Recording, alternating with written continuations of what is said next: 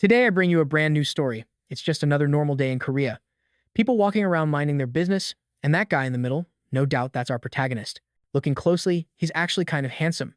But seriously, if he keeps using his phone like that, his neck is going to turn into a boomerang. He was so distracted that he walked straight into someone. The guy cursed him out. Totally deserved. And our hero apologized like a good boy. This is the sad, uneventful life of our dude. But while he was mentally complaining about how boring everything is, a loud, ridiculous noise shook the area and made everyone stop in their tracks. Before they could even figure out what was happening, boom, a second explosion. A giant yellow lightning bolt hit the ground just a few steps away and deep-fried a bunch of people. Everyone froze in absolute fear. The blast sent cars flying like paper planes. And then, because things weren't bad enough, more lightning bolts started falling. But these weren't your regular lightning strikes. No, these things were basically mini meteors. People ran like their lives depended on it. Spoiler, they did. What started as a weird event turned into an all-out lightning apocalypse across the entire city. Just imagine the destruction of one lightning bolt. Now multiply that by 10,000. Our poor protagonist was just one of the thousands sprinting for dear life. A girl near him was also trying to escape, and he saw a chance to finally be useful in life. He yelled for her to follow him to safety, but turns out she had more luck. An ambulance came by and stopped to help her. Now she didn't have to run for her life anymore. Actually, she didn't have to run at all ever again. Our guy went back to running, crying partly from the trauma and partly because that was straight up terrifying. But fate wasn't done messing with him yet, because right ahead, a huge truck was ready to isekai him into another dimension. And just before it could turn him into protagonist paste, something wild happened. A white flash blinded him and he got sucked into a portal. A lightning bolt, just like the ones from before, crashed down in a totally different place where it was night. We don't know how much time passed, but we do know one thing. He survived. He woke up groggy and confused, still traumatized by truck-kun, but his attention quickly shifted to something new. Where the hell is he? He looked up and saw something insane. The birds in the sky looked like monsters straight out of a horror game, and there were two moons. That definitely wasn't part of the Korea he remembered. That realization hit him harder than the lightning back in the city. And to make things worse, he was freezing. Not just hands and feet, I mean freezing everywhere. One thing's clear. This is not Earth. Looking up, he becomes confused as there are several monsters surrounding the area. Confused, he asks himself what is going on and moreover why he has no clothes on. Shortly after, the young man stands up, seeming surprised by something as he finds himself face to face with a giant bear. However, within seconds, he is attacked by a pack of wolves. Then the scene cuts to a doctor analyzing some data, saying that when he woke up, he was on a planet with two moons and a forest full of monsters, wondering how he managed to come back alive from such a place. However, the young man seemed to be apprehensive about something. A flashback of that bear being defeated appears. Then the wolves begin to devour the bear. The protagonist watching it all is desperate. Meanwhile, a white wolf is behind him. The boy suddenly notices the creature behind him. As a result, he starts running nonstop to survive. He gave it everything he had. At that moment, a system informs him that his constitution has increased to level 1. Seeing all of this, the protagonist is confused, but he trips over a rock starting to tumble downhill, falling off a cliff. However, the boy manages to grab onto some bushes, successfully staying alive, wondering what that sound from earlier had been. Looking around, he is surprised as he finds a kind of fruit in front of him, mentioning that he is very hungry and wondering if they are edible. When he looks to the side, he notices some ants eating those fruits, so without any remorse, he starts eating them. But at the same moment, he hears a noise in the bushes and a creature with a piercing gaze is him. Then a giant snake lunges at the boy, but within seconds, it is devoured by a giant frog. The young man, watching all of this, still cannot believe what he is seeing. That place is completely insane, but in reality, maybe he is the one who has gone mad. Time passes, and it has now been 67 days since he arrived in that place. Moreover, that pack of wolves from earlier has been following him and still hasn't given up. That's why the boy fears they might catch him off guard at any moment. Additionally, the forest has things far more dangerous than wolves, so he needs to find a safe place. Once again, time passes, and it has now been a year since he has been in that place. Looking up, the protagonist finds a giant banana, so he begins grabbing the big banana. The system alerts him that his strength has increased to level 1, and you can already see that the boy is quite ripped. As a consequence of everything happening around him, the protagonist has been forced to adapt. However, a wolf pup keeps insisting on chasing him at all costs. That's why he got so used to it that he even missed it when it wasn't around. Meanwhile, something seemed to be falling on the boy's back. Looking up, he notices something. His expression quickly changes because he had encountered a giant gorilla charging directly at him. However, the young man manages to dodge the attack, breaking the branch he was holding onto, saying he should have better luck next time. As a result, the gorilla falls to the ground, but it was heading towards that wolf and ends up hitting it. Meanwhile, the protagonist was watching everything. Soon after, the gorilla gets back up, looking at the wolf that was apparently injured, beginning to charge at it.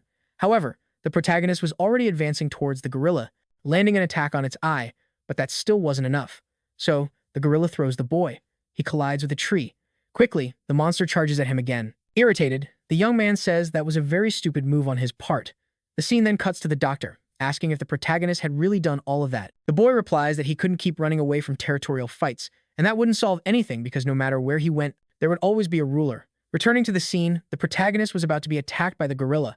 However, the wolf ends up appearing to protect the young man. The boy becomes unconscious while the pack attacks the gorilla. He truly thought it was his end, but the wolves didn't attack him while he was unconscious, because they must have thought he saved the cub earlier, and that little one was the son of the Wolf King, leader of the Crimson Wolves. Time passes after that event, and those wolves were running towards that location.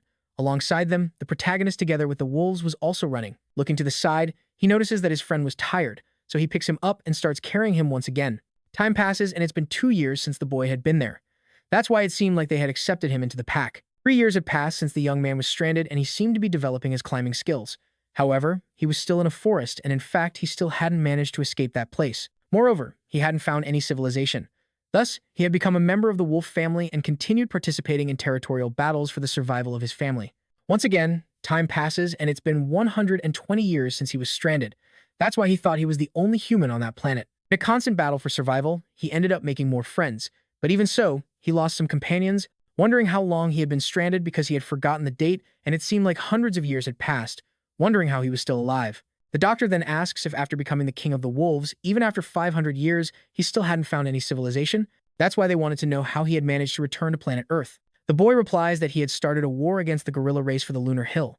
Thus, a giant battle broke out, and the protagonist was also in the middle of it, charging at one of the gorillas. However, something strange happens as he was teleported once again, and when he opens his eyes, he is in a different place. Meanwhile, a girl seems to be analyzing a radio, mentioning that something was very strange as the dimensional energy was off the charts. The other guy then asks her to send the coordinates to the portal control team, so the girl does as he requested. At that moment, a portal begins to open. Thus, everyone starts fleeing the area, and an explosion occurs, and that collision causes everyone to fall to the ground, surprised because a portal had really opened. The other guy, desperate, says he doesn't want to die, and the other girl is already prepared for an attack, saying she will buy time so they should flee. The other guy then asks headquarters to send emergency reinforcements to that location. At that moment, the portal was in front of the girl. She then tells the person to get out of there, as she was going to cut them to pieces. At that moment, a man's silhouette appears from the portal, leaving the girl completely shocked by what she saw, and as a result, she becomes paralyzed. At that moment, the man begins to scream. Then he comes out of the portal. At that moment, the girl approaches the protagonist, and the other guy is surprised because it really was another person. The girl wonders what that force from earlier was all about because it was a pressure she had never felt before, not even against monsters in high-level dungeons. She wondered what the protagonist was. Thus, the situation was resolved, and that boy was a returnee, so they should call the ambulance right away. Then the scene cuts again to the professor. He thanks the boy for everything. His testimony and medical examination would be shared with the Awakened Central Office. For that reason, he seemed quite healthy and should be discharged in a few days. Shortly after, the boy calls the doctor again, saying it was the first time he had spoken to a civilized being in 1,000 years. So he thanks him for listening to his story. The doctor informs him that he had shared a very valuable story. Thus, it should be the ones thanking him. Then he leaves the room. While walking, he thinks that the boy was a very interesting patient, and his story was vividly detailed, which would have made him a great novelist. Then the scene cuts to the Awakened Central Office, and that girl asks if they were sure the information was correct because it didn't seem right. The guy then questions what was wrong with it. The girl responds that the card said he was an F rank. Man explains that he was a rare F rank patient, and it was a shame because if he had been E rank, he would have received a government disability benefit. The girl, looking at the protagonist's card, says that if he was an F rank, it meant he was an ordinary person, wondering how he managed to pass through a portal and if they were sure it wasn't a mistake. The guy responds that he was lucky, slipped through, and by chance, he found the return stone, mentioning that he had just received the doctor's report, asking if she wanted to read it. So, the girl starts reading that information, as it was a common disorder among F-rank returnees. Moreover, he was behaving as if he were a wolf. Remembering the protagonist's expression, the girl wonders if it had been her imagination, asking if that was the documentation for the returnee named Park. The man confirms that it was, saying that even though he was an F-rank, they still needed to treat a returnee accordingly. So, the girl asks to deliver it to him personally. However, the man wants to know why. She responds that she needed to check with her own eyes. 2 weeks had passed since he returned to Earth after spending 1,000 years in another world. He wanted to go back at any moment, but since he had returned, everything seemed very strange. For that reason, he didn't know how he should live from that day forward. Shortly after, a girl appears, mentioning that it's time for his meal. She then hands him his food, and the boy apparently was hungry, so he should eat right away. Shortly after, that other girl appears, observing the protagonist eating in a different way. Then, Park notices that the girl is beside him. It is revealed that her name is Choi, and she is from the Awakened Central Office. Standing up, Park says that the scent was of a blonde person. For that reason, it seemed very familiar. Park responds that she was the first person he had met when he returned, thinking that he definitely resembled a predator when he came out of the portal. However, perhaps there was something wrong with his sensory ability. Finishing his meal, Park says it was very tasty, asking what the Awakened Central Office was about. Then the girl asks why he was speaking so informally with her. Park replies that he was over 1,000 years old, and the girl didn't seem to believe him, saying that the Awakened Central Office was an organization designed to help returnees adjust to society. Therefore, those were the pieces of information that returnees needed to know. He could take as much time as he needed to read them. For now, he should just sigh and agree to share his information. Shortly after, Park takes the pen, saying it had been a long time since he had seen that object. Even so, after 1,000 years since he returned, they were still using that kind of tool. Shortly after, Park signs the paper. Observing the protagonist, Choi wonders if he was nothing more than an idiot. Right after, she calls the boy again. Yanana asks what she wanted. Choi asks if he had learned how to draw in that place. The protagonist replies that he already knew how to draw before. Choi asks if he had learned anything different, like magic or martial arts. Park replies no, as he had lived in a forest. To survive, he had to do many things. The girl then comments that in order to survive, he spent 10 years running everywhere, and that to become a true returnee capable of crossing portals, it's necessary to kill monsters and steal their dimensional energy. However, she mentions that despite surviving in such a dangerous dimension, he only managed to cross the portal and find the return stone by pure luck. Park responds that he wasn't there for 10 years, but for 1,000 years. Choi, irritated, says it wasn't 1,000 years, but only 10, and that he was mistaken. Choi asks him to check his information, which indicates that he disappeared in 2015 and returned in 2025 through a portal. Looking at the data, the boy is surprised, realizing it was true. The girl then hands him his awakened identification again. As she walks away, Choi mentions that part of his expenses would be deducted due to the damage he caused and that he should inquire about it. She also recommends that once he's recovered, he should go straight back to his family. Shortly after, Choi says goodbye and leaves. Park, for his part, is thoughtful about the girl's words. He wonders if his family would still be alive. In the past, he had given up on everything, assuming that even if he returned to Earth, his friends and family would already be dead. Now that he had returned, he had to deal with the fact that he had lost the forest family that had been with him for 1,000 years. However, that was only an assumption as only 10 years had passed. Upon examining the documents, Park is shocked. He discovers that his parents had indeed died on that day. However, not everything was lost as Juno, his younger brother, was still alive. Desperate, Park quickly tries to leave the hospital and rushes back to the doctor. The doctor asks if there is a problem, and Park replies that he needs his help because his brother is still alive and he wants to know if the doctor could find him. The doctor, hesitant, says he doesn't believe Park is ready to return to society and that he would need to check the situation first. Park, impatient, responds that the doctor hadn't understood the seriousness of the situation as he wasn't there to ask for permission. At that moment, the doctor makes a gesture indicating something. He then mentions that there was a condition. Shortly after, the boy is already in a car, thanking the doctor and promising not to forget the favor. The doctor responds that they will stay in touch. Before leaving, he asks the driver to ensure Park arrives safely as he still wasn't fully recovered. As the car drives away, the girl comments that the doctor paid all of Park's hospital expenses as well as providing clothes and even the driver. She asks why he did all of that for Park considering that returnees of rank X are usually neglected by the central office. The doctor replies that he wanted to keep hearing that man's story and besides, he needed to fix the doorknob as soon as possible. The girl, surprised, remembers how the doorknob was damaged, recalling the moment when Park opened the door in a hurry. Later, the doctor is in his office reflecting that it was the second time the doorknob had been broken. He comments that it had been a long time since he had smelled an irregular. Meanwhile, Park is still in the taxi. A news report comes on informing that at 3 p.m. that day, monsters had escaped in an unprotected field in the province. The error occurred due to a miscalculation in the breaking little portal. The monsters were surrounding the area. The situation was expected to be resolved in approximately 50 minutes. 2 attacks were neutralized, but 12 awakened soldiers had died. As he listens to the news, Park watches closely. A flashback of the doctor appears where he mentions that the world had changed drastically, becoming a completely different place after the great disaster. The doctor comments that if he were awakened, he would have quit his mediocre job and become rich by hunting in the fields. The protagonist then asks what that was. The man responds that Park must have hit his head hard not to even know that. Park in turn asks him to just explain it already. 10 years ago, a door opened to the entire world. That's why that day is called the Great Disaster. It was the first dimensional convergence of their world, connected with several others, and was invaded by monsters. On that day, 10% of the world's population was lost. The military at the time wasn't enough to stop the monsters that appeared everywhere. So, in regions where military strength was weak, mercenaries were sent. People who disappeared during the disaster or the so-called awakened received mercenary licenses and permission to hunt monsters. Park then asks how he could become a mercenary. The man bursts out laughing, saying, It's difficult for an ordinary person because first you need to awaken. After that, you just need to pass the mercenary test at the Awakened Central Office. The boy comments that it sounded pretty complicated. Time passes and the boy seems to be heading somewhere. The driver informs him that they have arrived. He asks if Park can see the house in front, as that was the indicated address. Shortly after, the protagonist steps out of the car, thanking him for everything. Meanwhile, the young man walks toward the house. An elderly woman observes him from above and asks who he is. He responds that he is there for Cherno.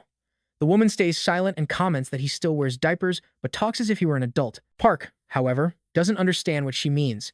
She responds that no one by that name lives there and asks him to leave. The boy wonders if he had come to the wrong place. However, inside the house, he hears some people arguing. Shortly after, he approaches the door. He picks up a piece of paper nearby, wondering if his brother was in debt. Sometime later, the boy is walking down the street, thinking that in the jungle, the law of the strongest prevails. But in civilized society, money is the true power. The scene then cuts to a building. Park enters and presents his awakened card. The woman informs him that his application for the mercenary test was denied because he didn't meet the requirements. Park asks what was wrong since he's an F-rank awakened. The woman replies that he was classified as F-rank, 4 points below the necessary level. The boy asks how that's possible, as he had crossed a portal 2 weeks ago. The woman explains that ordinary people die when they try to cross a portal, their bodies split in half. She continues saying she doesn't believe he really did it. Either way, he could attend the Awakened School or earn points in field battles and should return when he becomes a true Awakened. Leaving the place, Park thinks that the system is very confusing. However, he becomes curious about the Goblin Field in Suwon. The scene cuts to another location inside a taxi. Park asks how far those walls stretch. The driver replies that they surround the entire city and that he can see it on the map app. He asks if Park has a download of the app, as the city is divided into 12 areas with hundreds of gates for transit between them. Park, observing the situation, decides he needs to immediately. Shortly after, he spots his destination, and the taxi informs him they've arrived at Suwon Field, Gate 27. The boy gets out of the car and faces a giant area. He assumes that crossing that gate would lead to a hunting ground. Shortly after, he begins walking toward the location. 2 soldiers stand motionless at the site. They ask what the protagonist is doing there. He replies that he's there to hunt. One of the soldiers remains silent and asks to see his mercenary license. However, Park responds that he doesn't have one. The soldier says that ordinary civilians are prohibited from entering that area. They then notice something nearby. The other soldier requests they close the exit, but it's too late. A car appears crashing through the site. Inside the car, a creature devours a man. As a result, the car collides with a wall. Meanwhile, the other soldier calls for the emergency squad to contain the creature. The soldiers surround the vehicle and assume combat positions. The creature exits the car. The soldiers give the order to fire and begin shooting at the monster multiple times. The creature appears to be defeated. The soldiers report that the situation has been resolved and that a monster that crossed the gate has been killed. The other soldier wonders where Park went. He wonders if Park had left the area. He probably ran away after seeing the monster. However, that wasn't the case. Meanwhile, the protagonist walks outside the area, mentioning that it was a field, but even so, he could feel everything. Moreover, he would have to buy a car for himself.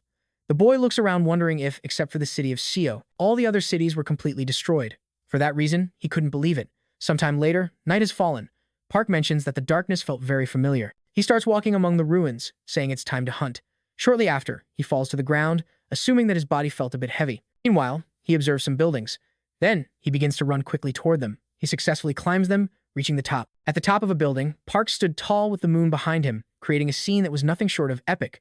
But he wasn't there just to look cool. The protagonist closed his eyes and focused, activating his senses to figure out the best direction to take.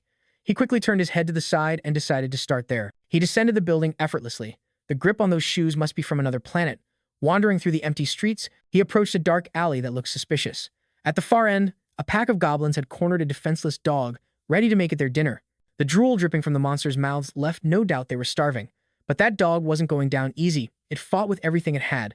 That's when, stepping out from the shadows, our boy appeared.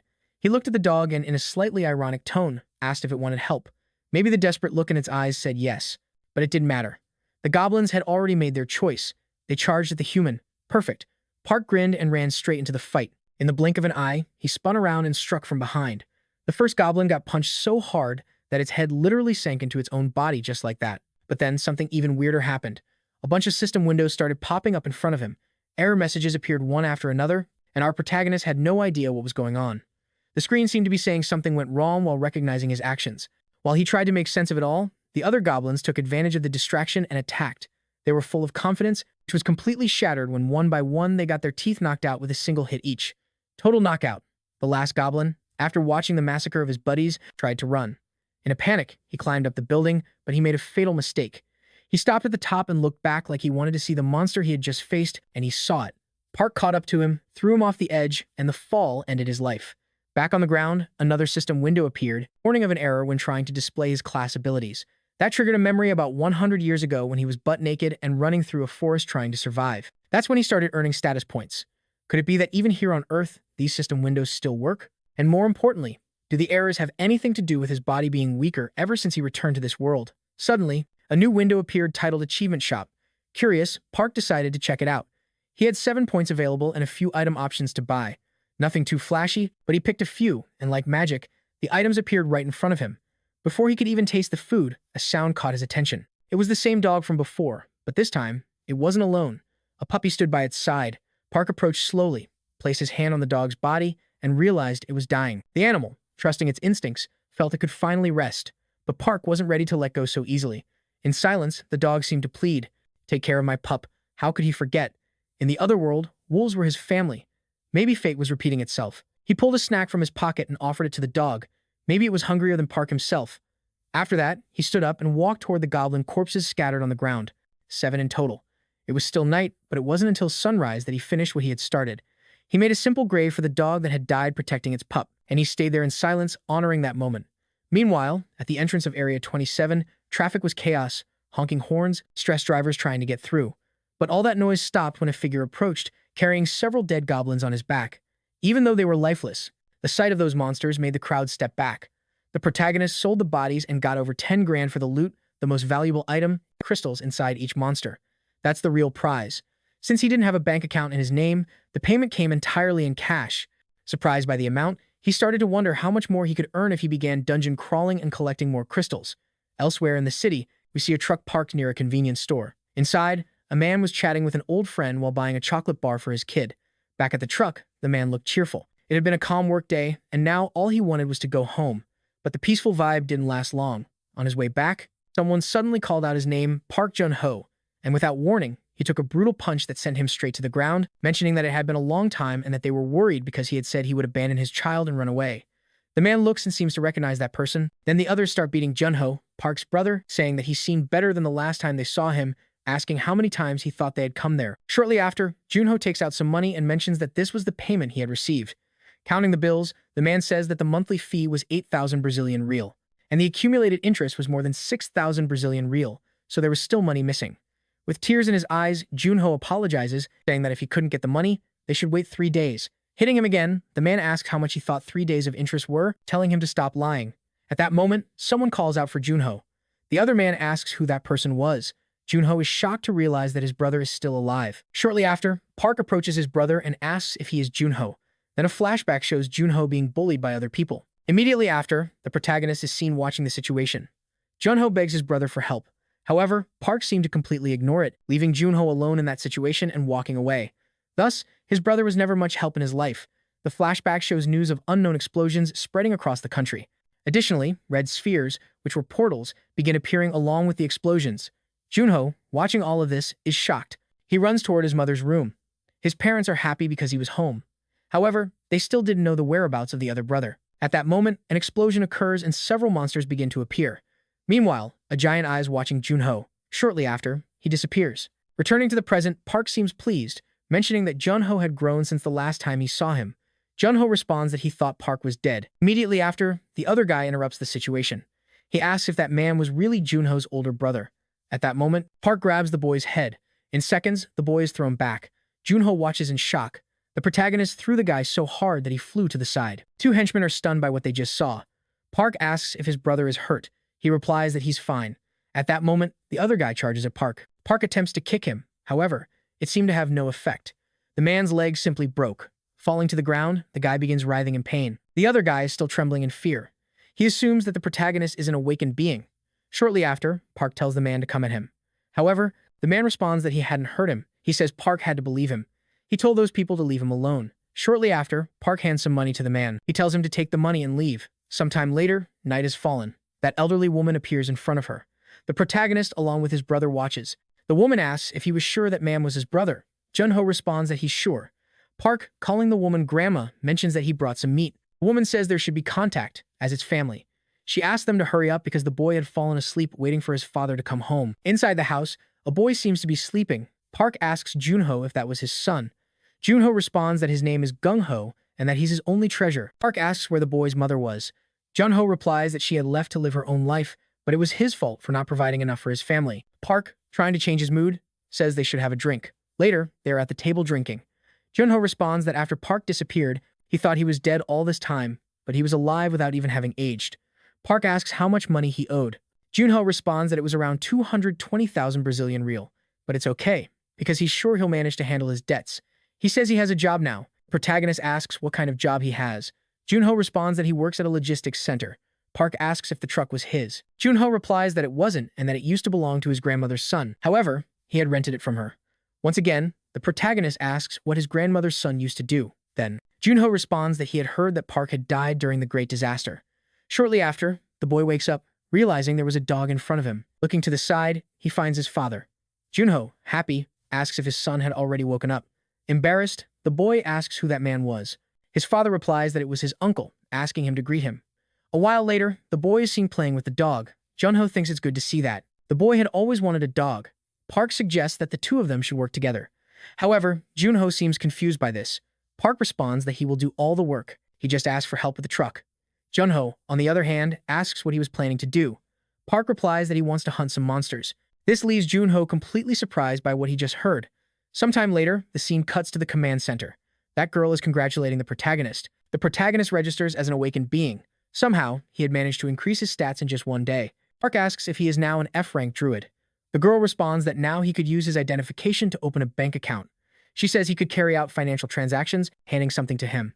She mentions that it was a small gift. It was for registering as an awakened being. Also, he shouldn't forget to download the Awakened Central app. She tells him to gather enough dimensional energy to become a ranker. He should be eligible for pensions and many other benefits. She asks if the protagonist knew how to open a status window. Due to recent technical issues, the interface had undergone changes. At that moment, Park says the keyword. The system screen appears showing all his stats. Observing this, Park wonders why his stats were so low. Then the scene cuts to the truck belonging to Park's brother. He is happy because his brother managed to get a phone. He congratulates him on officially becoming an awakened being. In the middle of the call, he says he's on his way, so he'll meet his brother there as soon as he delivers the last batch. Now that Park has become an awakened being on paper, all that remains is the mercenary test. However, Park replies that before they do that, they should pay off his debt. Junho responds that he's still an F rank, so he doesn't think they're ready to hunt monsters yet. However, the protagonist hangs up on him. Junho wonders if this was really his brother. It seemed like he had completely changed. As he walks toward the location, the protagonist says the gate seems to be closed. Meanwhile, on Route 77, a group of people seems to be in a rush because they're going to miss their game. Inside the car, a group of people seems nervous. However, the other guy tells them to relax. He asks why they're scared, since they're awakened after all. He questions if they had forgotten they could officially become raiders in the guild, because if they succeeded, they'd be able to clear that dungeon. Annoyed, the other guy thinks that these people are very incompetent. They were doing it for the money and wouldn't have come this far without their connections. Shortly after, the soldier calls for the next person. Thus, the man is surprised, and the protagonist appears again in that place. The soldier asks if he's alone. Park responds that he is. Shortly after, Park places his card on the reader. The soldier begins pulling up some data on the protagonist. He asks if Park knew that was a ranking with limits, so he couldn't enter just any dungeon.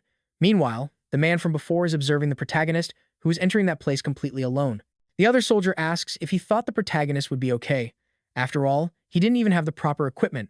However, the other guy tells him not to worry, because that was the guy who single-handedly dealt with 7 goblins at Gate 27. The other guy in the car, apparently jealous of the protagonist, wonders who he thought he was, wondering if he was going into the field like that. For that reason, he thought Park was crazy. The other soldier then apologizes for the delay, saying he was having some technical issues. Finishing the verification, the guy tells his friend to speed up because they're going to follow the protagonist's route. However, he becomes confused because the boy had simply disappeared in the middle of that tunnel. The other guy wonders where Park had gone, and the man thinks he might have encountered something very interesting. Meanwhile, the scene cuts to the forest and Park seems to be running through the place. Shortly after, he stops, saying that this must be the current state of his body. So, it seemed like Park had become very weak. He needed to motivate himself to improve and start training again. Looking at something, he seemed surprised. He was hearing strange voices, and he guessed it could be the sound of a sword battle. A little further ahead, the boy noticed something, and he assumed that the sound was coming from that direction. Shortly after, the young man smiled, thinking that a fight between civilized beings rather than beasts could be a very good opportunity. For that reason, he couldn't afford to miss it. The scene then cuts to someone losing their arm. Above that battle, the protagonist coldly observes, and in the midst of the commotion, a group of people is being surrounded. Park, irritated, says that it seemed like it would take all day for them to start killing. Meanwhile, a man steps out of a car. He asks why it's taking so long to deal with those people. The soldier, observing the man, seems surprised. Then, irritated, the man tells them to deal with it at once. Another man says that person had a bounty of 200,000 Brazilian real on his head. Meanwhile, the protagonist is observing what the man is saying, surprised by the amount he could receive if he killed that person. The soldier watching that man seemed astonished. Thus, the group seemed ready to finish off those people. The man then affirms that his bounty is that amount, so they should try to catch him if they could. However, the group just didn't seem very confident, wondering if even giving their all, they would be able to win. At that moment, the man charges at the people. Within seconds, the protagonist appears, heading toward the other soldiers. The man watching Park becomes confused, and the other soldier wonders who that man was, who then begins walking toward the other soldier. The guy asks who he is. Park, on the other hand, asks if he really said the bounty on his head was that high. The man, confirming it, asks who the boy was, and Park responds that he was just someone who needed a lot of money. The man's subordinates wonder who this boy could be. Shortly after, the man starts laughing at the protagonist, mentioning that it seemed he wasn't part of the central office, so it would have been better for him to mind his own business. At that moment, the protagonist starts to feel something strange, wondering what was happening to his body. The man explains that Park had looked into his eyes for more than 5 seconds, which meant he would no longer be able to move. Shortly after, the man gives an order for his soldiers to charge at Park, and then point their swords at the boy. However, the protagonist is able to move again, leaving everyone completely shocked by what had just happened. With a smile on his face, Park asks if that was magic, mentioning that it was very interesting. Then, the man uses his binding ability again, immobilizing the protagonist once more, who says that it was expected because he wasn't a small fly. He then draws his dagger, saying that the man should have thought twice before messing with him. But at that moment, Park strikes the man, who seems to have been injured by the attack. Park asks if he had any other tricks up his sleeve. He then punches the man, and a flurry of punches follows. The man is thrown back where he appears to have been defeated. Park, for his part, says that it was all very boring. The other guy thinks that to deal with that man so easily, Park must be incredibly strong, and he wonders who the protagonist really was. Meanwhile, the group of soldiers continues watching the boy. Park asks if they still wanted to fight. The group responds that they didn't. Shortly after, the protagonist points to a place, telling them to go there, asking if anyone happened to have a rope. One of the men responds that he had one. The protagonist then asks what there was. However, the group responds that they didn't have a bounty because they had no choice and were forced to work with that man or they would be killed. So, delivering that man would be enough to make him rich. With tears in his eyes, the man couldn't believe that his companions had betrayed him, abandoning him after he had helped them all this time. Park, for his part, asks if he had finally woken up. The group begins insulting the man, saying that he was just a piece of trash. The boy then asks if he wouldn't get anything for getting rid of those people. Then the other man mentions that they were lying as they were all criminals too. Surely, some of them must have bounties. However, the group responded that it wasn't true. They claimed they were really just useless vagabonds. Park, on the other hand, was called by the man asking what the city's laws were that made him feel so unrestricted, because in that place, right there, the land was true freedom. So, if he let him go, he would do whatever he could to make Park live like a king. But at that moment, the protagonist kicks the man again, telling him to be quiet. The man seemingly passed out. Park then asks if the man was saying that all those people had bounties on their heads. The man answers, since most of them were former criminals. Unhappy, the man thinks that it was his end. Park asks if there weren't too many to take with them, and the boy says they could leave them behind. The protagonist replies that it was time for everyone to take a nap. Sometime later, the scene cuts to a car driving down the road. Inside, the boy says they really needed his help, so they had to repay him somehow. However, the protagonist replies that they didn't need to do that. The other man then says that thanks to Park, they managed to leave that place alive. Park says that if they wanted to see it that way, they could do something for him. The group then begins to ask several questions, like what his special powers and abilities were. The man responds that his awakened ability was swordsmanship, and he learned to track by investigating through skill books. Park, surprised, realizes that one could learn magic through books. The man, also surprised, asks if Park really didn't know what a skill book was. Meanwhile, the protagonist thinks it would be better to learn 1 or 2 combat magic abilities, as they could probably be useful in the future. However, something surprises him because before him, a giant light is surrounding the area. He asks if that was a portal. The boy is surprised by the question, saying yes and mentioning that it was a level 1 dungeon, the lowest level, which is why they were planning to go there. Park says it's a pity because he might have been able to go to that place if he at least had a mercenary license. The man, shocked by what he heard, asks if Park really didn't have a license. Park replies that he really didn't have one. When a portal opens, a military first secures the area, and any monsters found in the fields are just small fry that somehow survive the attacks. And the experience one could gain in those low-level fields where level 1 dungeons are open and rank as E could even allow one to surpass that level. In other words, you should actually go to level 2 dungeons, The man, still confused, wonders how this rookie, who hadn't even gone to a level 1 dungeon, managed to defeat that C-ranked man. Park, noticing the man staring at him, asks what he wanted. The man apologizes, asking if he could know what Park's rank was. Kim then informs him that it was F rank, leaving the man completely stunned by what he heard. Park then asks what favor he should request. The scene cuts to the portal from earlier. From it, a person seems to be emerging. That man from before is in the area. His group seems somewhat injured after entering the portal. As a result of everything that happened during the battle, another boy had lost his hand. For that reason, they quickly needed a doctor. The man, irritated, wonders if mercenary licenses were being handed out to anyone these days. The first thing he's going to do when he gets back to the guild is kick the person who chose those fools. However, the other boy asks him to calm down, saying he shouldn't be so hard on the rookie since he knows the guild's condition these days. Even knowing all of this, the man is still very frustrated. He thinks that people with rich parents can easily enter that place and become awakened. And after that, their parents hire mercenaries to carry them through the dungeons. Suddenly, they're ready to join the guild and go on missions. However, it's the guild members who suffer for accepting those useless people. The guy, noticing his captain's irritation, asks if they shouldn't cool their heads. That's why they should have a drink. The man then asks how everything is going, as a level 1 dungeon was about to disappear. He asks if anything had happened, and a soldier responds that something big did, as someone had just delivered 10 looters to them, and among the captives, there was a rank C who had certainly heard of him. The man asked if any high-ranking individual was supposed to visit them at the camps that day. However, the soldier replied no, saying it was a rank F novice who didn't have a mercenary license and managed to capture that man. In disbelief, the man asked how that happened. The soldier answered that he didn't know the details, but according to witnesses, the rank F had simply beaten that man up. The man was then surprised, guessing it might have been the person he had seen before in the tunnel.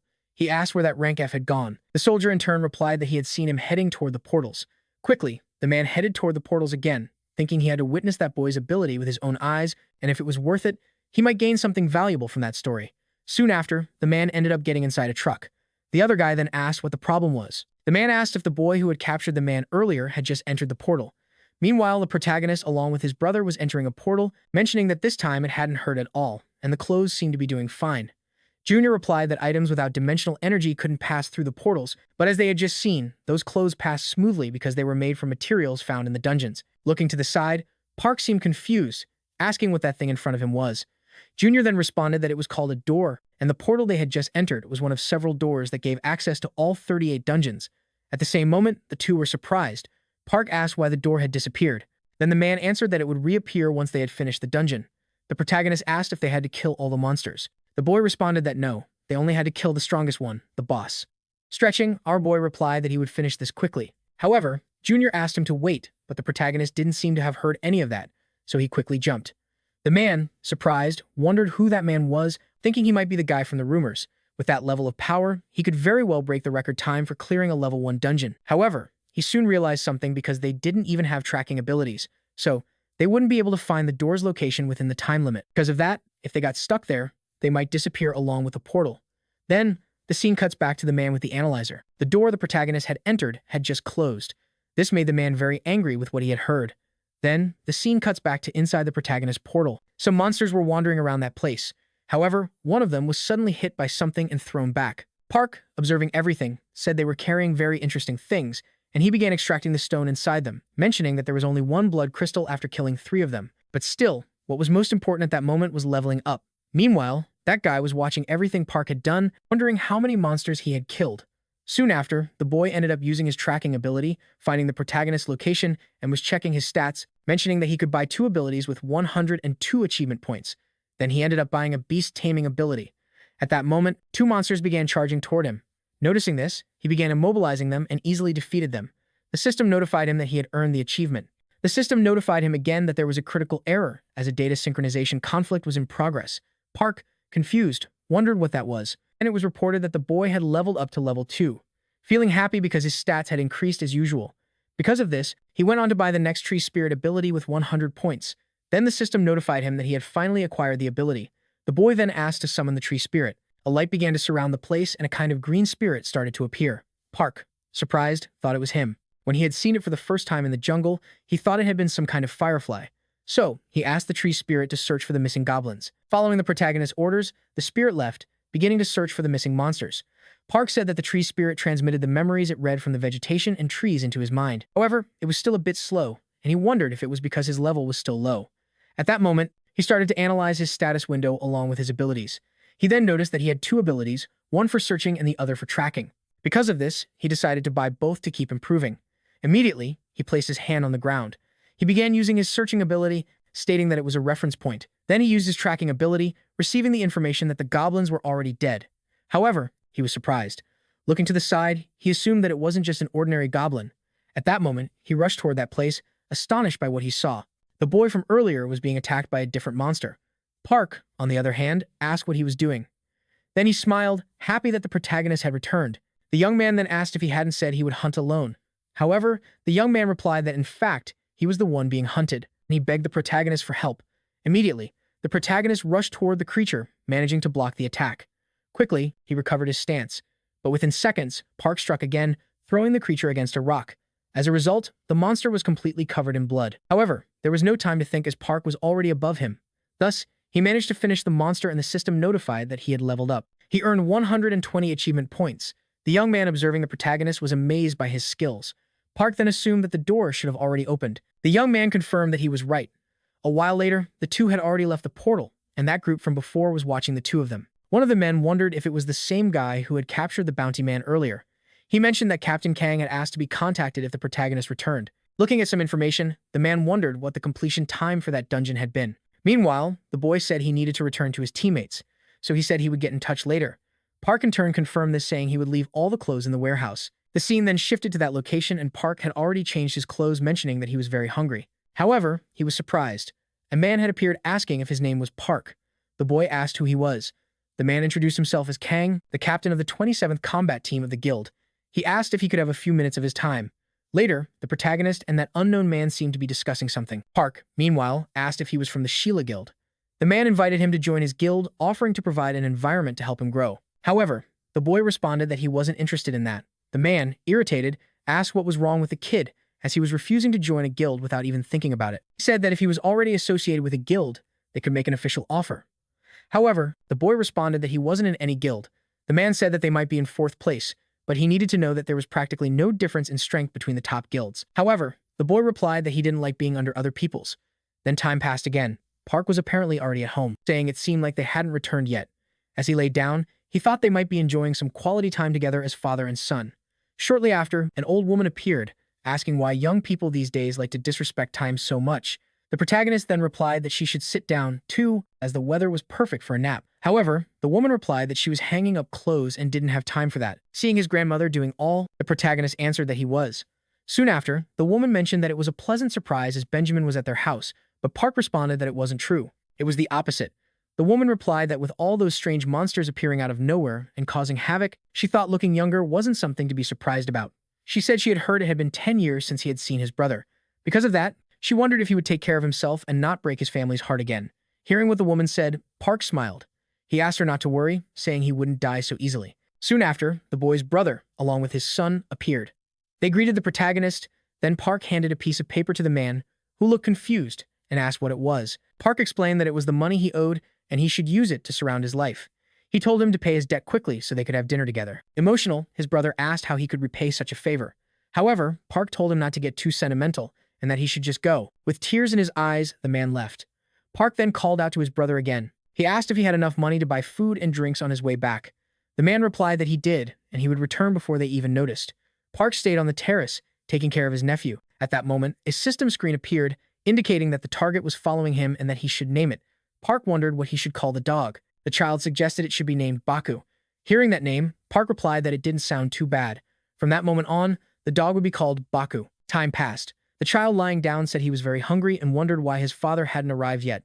Noticing his brother's truck, Park assumed that his brother had already arrived, so he decided to go welcome him. Shortly after, the child along with the protagonist headed toward the truck. However, the man appeared covered in blood and collapsed on the ground. Park, seeing this, wondered why it happened. Sometime later, the scene shifted to a building at night. Meanwhile, a group of people inside the building seemed to be playing a card game. One man asked if the fight should start that week.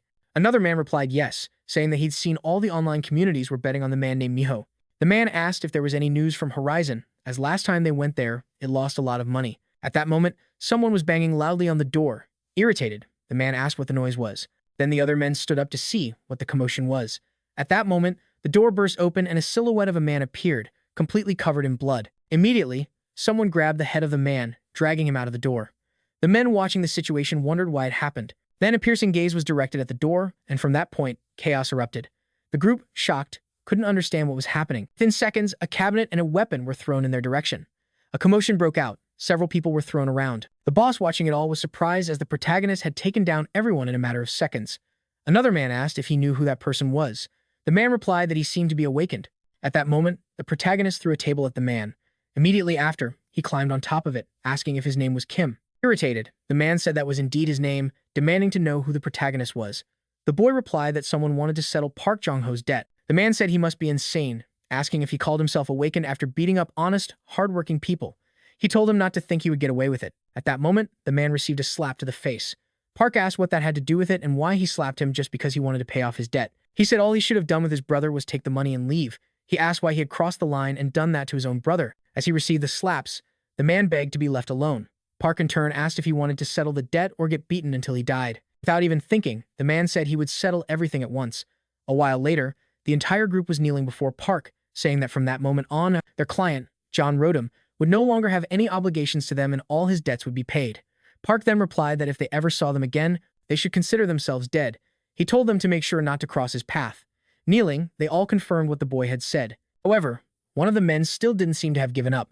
Sometime later, the man mentioned that the protagonist had already left. Irritated, the man, plotting his plans, wondered if the boy really thought he didn't have people backing him. Once again, the scene shifted to a building and that guild leader from earlier mentioned that he had found new talent. He asked to take a look at this person and he showed some information about Park. However, the man noted that he was just a rank F, and besides that, he had registered as an awakened only that day. The other man said that was all the more reason to be interested as they could take a closer look at his profile, but the system notified that access had been denied. They wondered what kind of person he was. However, they managed to bypass the security and access the information.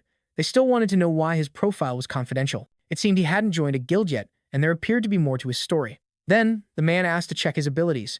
The boy mentioned that he was a type of conjurer. Moreover, he had previously defeated a man with a high bounty in a very easy manner. He asked if they knew that this man had been missing for 10 years, which made the situation strange. They wondered if he might be a special agent. The man then said he thought he would be strong because of his abilities and never considered he might be a member of an intelligence service. The boy then said they should give up on recruiting this person because he was 100% certain that he belonged to another country. He mentioned that he knew this would happen the moment there was all that fuss. Wanting to change the subject, the other man suggested they go have coffee. He asked why a special agent would have entered a level 1 dungeon. The boy asked why it mattered so much. Again, the man asked him to keep an eye on the protagonist, but the boy seemed reluctant to do so. The scene then shifted to a hospital. The protagonist was visiting his brother, asking if he was awake yet. Juno then noticed that his brother had arrived, asking why he had bought so much food. Park replied that he had heard he ate a lot and it helped with recovery. Juno, in turn, asked if he was feeling better. Juno responded that he would be able to remove his bandages the next day. He then asked if his mercenary test was tomorrow. The boy replied that it was. Juno said it would be great if he could pass the test and be invited to a guild. However, the protagonist didn't seem to want that. He thought to himself that he had once been the king of the forest. For that reason, he couldn't join a group and become someone's lackey. Juno then asked that he should look into some high-ranking guilds for him to join. The boy replied that there was no need because he would make his own guild. In disbelief, Juno asked if he was really going to create a guild instead of joining one. Sometime later, the scene shifted to the adventurer's agency. Meanwhile, Shui seemed to be walking through the building. Shortly after, an older man called out to her. He asked what had happened to her in recent days. He mentioned that there had been 2 breaches in her area, and if yesterday's portal had been a bridge portal, the city would have been in ruins by now. The girl then asked if they couldn't do anything without her. However, the man asked her to help because the portal department manager had been bothering him all day. What he was trying to say was that she was wasting her talent, but replied that it had been hard to stay focused lately. Handing her a paper, the man told her to stop talking nonsense and read it at once. The girl, in turn, was surprised because they had sent her to do manual labor when she thought she was finally going to have a break. But the man replied that she wasn't the only one, and it wasn't the first time anyway. Immediately after, the girl, irritated, began to leave the place. The man asked her not to go around rejecting candidates just because she was upset. He reminded her that they were short on people and needed every person they could get. She replied that it was better to reject those idiots who couldn't protect themselves. Shortly after, the scene shifted to another location. A group of people was discussing how they needed to pass that test. Meanwhile, a man appeared doing a live stream on YouTube. Everyone in that place was eager to take the test to get their mercenary license. Soon after, a different group of people entered the area. The man noted that they would have to end the stream because the test was about to begin. At that moment, the protagonist appeared, staring at that boy. The boy then asked if it was the first time Park was watching the live stream. Park asked who he was talking to. As the boy requested some space, soon after, the supervisor introduced himself, saying he would be in charge of everything for the next 3 days. The 21 supervisors present that day would evaluate whether they had what it took to pass the test. He'd assumed that everyone had received a ticket with their number upon arrival. They would begin the selection of supervisors through a random draw, so when their name was called, they were to form a single line in front of their supervisor. Time passed and many people were called until it was the protagonist's turn, who received number 15. However, he was surprised by something. His supervisor would be that blonde girl from before. Observing her, he mentioned it had been a long time since he had seen her. The boy recognized her immediately, and the man asked them to head to their respective waiting rooms and rest until further announcements were made. Meanwhile, the boy who had been streaming earlier was heading to the location, bragging to his viewers that it would be tough to pass the test. However, he seemed like he would leave the next day. It was then revealed that the streamer from earlier was also in the room where the protagonist was. Looking to the side, he noticed the boy, asking why he looked so sad when he had been so excited earlier. Looking at the protagonist, he realized it was the same guy from before, asking if he ever heard about that blonde girl's craziness because there was a reason everyone called her a witch. That girl was the type to eliminate someone just because she was having a bad day. Park in turn asked why it was the supervisor's fault and not the fault of those who weren't prepared. Irritated, the boy thought that Park had just ignored his words, knowing from the start he was useless, asking if he cared to show respect to his seniors. However, the protagonist replied that if he had a problem, he should solve it like real men with a fight. The boy then asked if he thought he was easy prey. Quickly, Park responded that he did. Irritated, the boy said he was going crazy and told Park to follow him. Meanwhile, Choi had arrived at the location. However, she noticed that no one was there. Annoyed, she wondered where everyone had gone. The scene then cut to a ring arena, and the protagonist along with the boy was preparing for a fight. The boy said that Park was very unlucky because he should have fought twice before wanting to fight him, asking if he had never heard of TV Kabu since despite appearances, he was a promising YouTuber. And however, Park seemed unaware of what that was, asking if it was some kind of food. This made the boy even more irritated and he mentioned that he would have to teach Park a lesson. Everyone in the stands was very excited about the fight, fully cheering for the streamer, saying one of his hobbies was teaching manners to disrespectful kids like Park. Watching all of this, the protagonist remarked that everything seemed quite fun. The streamer then warned Park not to ask him to cover his hospital expenses after he was done with him. At that moment, he charged at the protagonist, throwing a punch. However, Choi appeared at the scene, ordering everyone to return to the waiting room immediately. As a result, the group hurriedly left, watching the protagonist and the man. Choi asked if they were desperate to fail the test, and she didn't need an explanation. One of them just had to take the blame. Whoever lost would fail the test, and they should continue the fight. The streamer watching this thought it was expected because that woman was crazy. Then Park prepared for the battle. The streamer asked him not to be nervous, reminding him that it was the protagonist who had asked for this. Park in turn apologized for what was about to happen. At that moment, the boy charged at Park, but within seconds, he was struck by a punch and was quickly knocked out. Choi, watching this, was surprised, thinking that ever since the day she met him, she had felt an uncomfortable sensation that wouldn't go away. Park, looking at Choi, asked why she seemed so distracted, saying that if she wanted to fight too, she should get into the ring. However, he had one condition. If he won, she couldn't disqualify the other guy. Choi in turn said the boy must be crazy. Then she entered the ring, asking if the young man was perhaps an irregular. However, Park didn't know what that meant and asked who it was. Then the girl lunges at the protagonist, who manages to dodge the attack. Thus, Choi starts attacking the young man repeatedly. He seemed to only be on the defensive. Just as she was about to attack again, Choi says that if he wins, she would grant him that request. However, he ends up receiving a fatal blow from the girl, thinking something was wrong because he was definitely hiding something. Shortly after, she is surprised, and the protagonist responds that she was stronger than he had thought. The girl is then surprised because Park was able to withstand her attack. At that moment, she charges at him again, saying that this time it was really over. She gets the boy with another attack, following up with a series of attacks on him. However, out of nowhere, he seems to start fighting back. Thus, he lands a punch on the girl, even managing to break her shield. However, it still wasn't enough. But even so, she was surprised that Park was able to break her shield. Shortly after, the boy charges at her again, declaring that this was a lot of fun. Choi, for her part, says that he really was an irregular. Park, still confused, asks what that meant. Then the girl responds that she surrenders.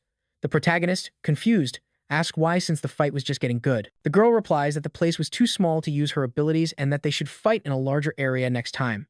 Park, on his part, asks if there were strong girls like her on Earth, to which Choi responds there weren't many. Shortly after, the protagonist says he chooses her, and for that reason they should make babies, asking if she wanted to mate with him. However, the girl slaps him across the face. Meanwhile, that streamer finally wakes up, wondering what had happened. At the same time, Choi was very irritated by that and starts walking away. That guy was still surprised, as he had been knocked out with just one punch. For that reason, he should go home since he wasted money on the application without even taking the test, mentioning that it was very embarrassing. Looking at the protagonist, the young man still seemed angry, asking if he was satisfied with that. However, Park responds that he hadn't been disqualified. Meanwhile, the camera was watching them, and the scene cuts to an old man looking at a computer, completely surprised that Choi had lost. Park then calls the streamer to leave together. However, he was still confused, asking why he hadn't been disqualified. Park informs him that he had asked Choi to ignore his disqualification. The streamer still wanted to know why the protagonist got slapped, but the boy responds that he didn't need to know that. Shortly after, the young man seems to have realized something, supposing that he had been hit because of him. That's why he convinced the girl to ignore the commotion by letting her hit him, realizing that shortly after, the guy starts to follow Park. At that moment, someone on the intercom calls Park, asking him to go to the supervisor's office as soon as possible. A while later, our protagonist is in the supervisor's office discussing with him, asking why he had called him. The man then says that before they talk, he should know that everything was being recorded and that he had seen his fight with Supervisor Choi. And for that reason, he was surprised that a candidate like him managed to go up against a rank B awakened, asking if the boy was by chance an awakened.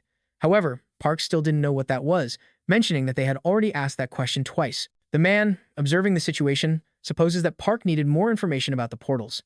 The pit portals connect Earth to 3 other planets. The first was called Aruka, which was the home planet of elves and dwarves. Additionally, that planet had relations with Earth, and from time to time, they made exchanges, and the humans who returned from their learned skills related to magic and artifact creation. The next planet was called Jichan, inhabited by Mimonas and martial artists, who were constantly fighting for their planet's sovereignty.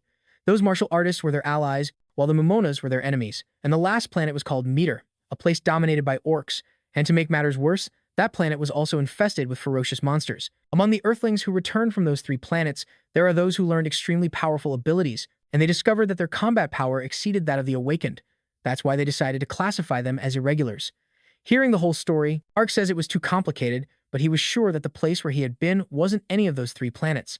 The supervisor, on his part, is confused by what he heard, wondering if by chance he was a dungeon returnee, questioning which planet the boy had returned from. Park says that he had already told the previous doctor that he had lived with wolves for over 1,000 years. A while later, the protagonist had finished telling his story. The supervisor then thanks him for sharing so he could return to his waiting room. Shortly after, the protagonist leaves the room. However, the supervisor says that the story was too absurd to be true. At that moment, a man appears in the room introducing himself, saying that he heard he had been called. Then the boss asks if he could take over as the supervisor of room 15. The man asks if that wasn't the area Captain Choi was in charge of, confirming it was. The man informs him that she had fled, but the details didn't matter, and he wanted him to monitor candidate Park and then provide a detailed report on him when his test was over. Meanwhile, the protagonist was already in that room with all the candidates waiting for the test to begin. Shortly after, everyone alongside their captains was lined up, and that man from earlier really took over as the supervisor of room 15. The streamer observing this asks if Choi had been fired by chance. Then the man introduces himself, saying his name was Sang and that he was in charge of supervising Team 15. The minimum requirement for that day's physical test was 9 seconds and a 100-meter dash and an hour to complete the triangle. Shortly after, the test had already begun and several people were being disqualified quickly. The girl then says that for a healer, there should be an easier test. Sang asks if she thought the monsters would go easy on her just because she was a healer. Thus, the man calls the next candidate. Han is then introduced, saying that 9 seconds was too easy, saying that he would see the protagonist in the next round. Then, Sang gives the signal and Han starts running. The supervisor says that it took a total of 8 seconds, and for that reason, he passed the test. Then the next candidate is called, and the protagonist is preparing. Meanwhile, Han is cheering for the boy, and when the race starts, Park begins to run in a matter of seconds.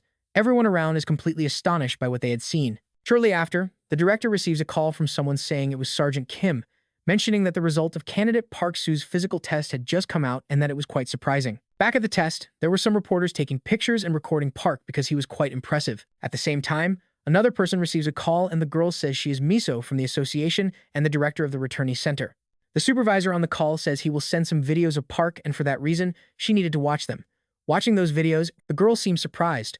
The other guy mentions that Major Young had the ability to detect lies, so they could say that the protagonist had told the truth in that interview. Miso, on the other hand, still didn't believe that the doctor's report was true. To that limit, the boy was probably an irregular, so he had to be at least stronger than a rank B. For that reason, if his story was true, it meant that Park Soo-ho might return from a 4th planet. Shortly after, Miso asks him to make sure no reporters appear at the training grounds again. However, that guy seems surprised, mentioning that it was already too late because the protagonist had already appeared in the news. At that moment, Miso asks to remove all those articles immediately. Then, the scene cuts to several photographers taking some pictures of someone. Meanwhile, the protagonist alongside Han was walking down the street. Miso, her part, thinks that it meant Park somehow managed to maintain his physical status despite passing through a portal without protective equipment, wondering if by chance he was given an F ranking due to his lack of dimensional energy. In any case, if he really had returned from a 4th planet, South Korea might gain an advantage. Regarding the development of the unknown fourth planet, meanwhile, several reporters were trying to enter a certain location above there. Many participants from the test were eating. Meanwhile, Park along with Han was eating as well. Han, surprised, thinks that not just anyone could knock him out on the first try. Noticing Han staring at him, Park asks what's wrong and if he had finished eating already. Han responds that it was nothing, asking if the boy was thirsty as he would get water for him. Thinking that just by watching the builder eat, one could tell that he was on a completely different level. For that reason, he was sure that Park would be a big deal in the future. Shortly after, time passes and Park seems to be about to sleep. Han says that seeing how those lockers were empty, he imagined that the rest of the people had failed the test. For that reason, they were going to be in a lot of trouble. Park asks why he thought that.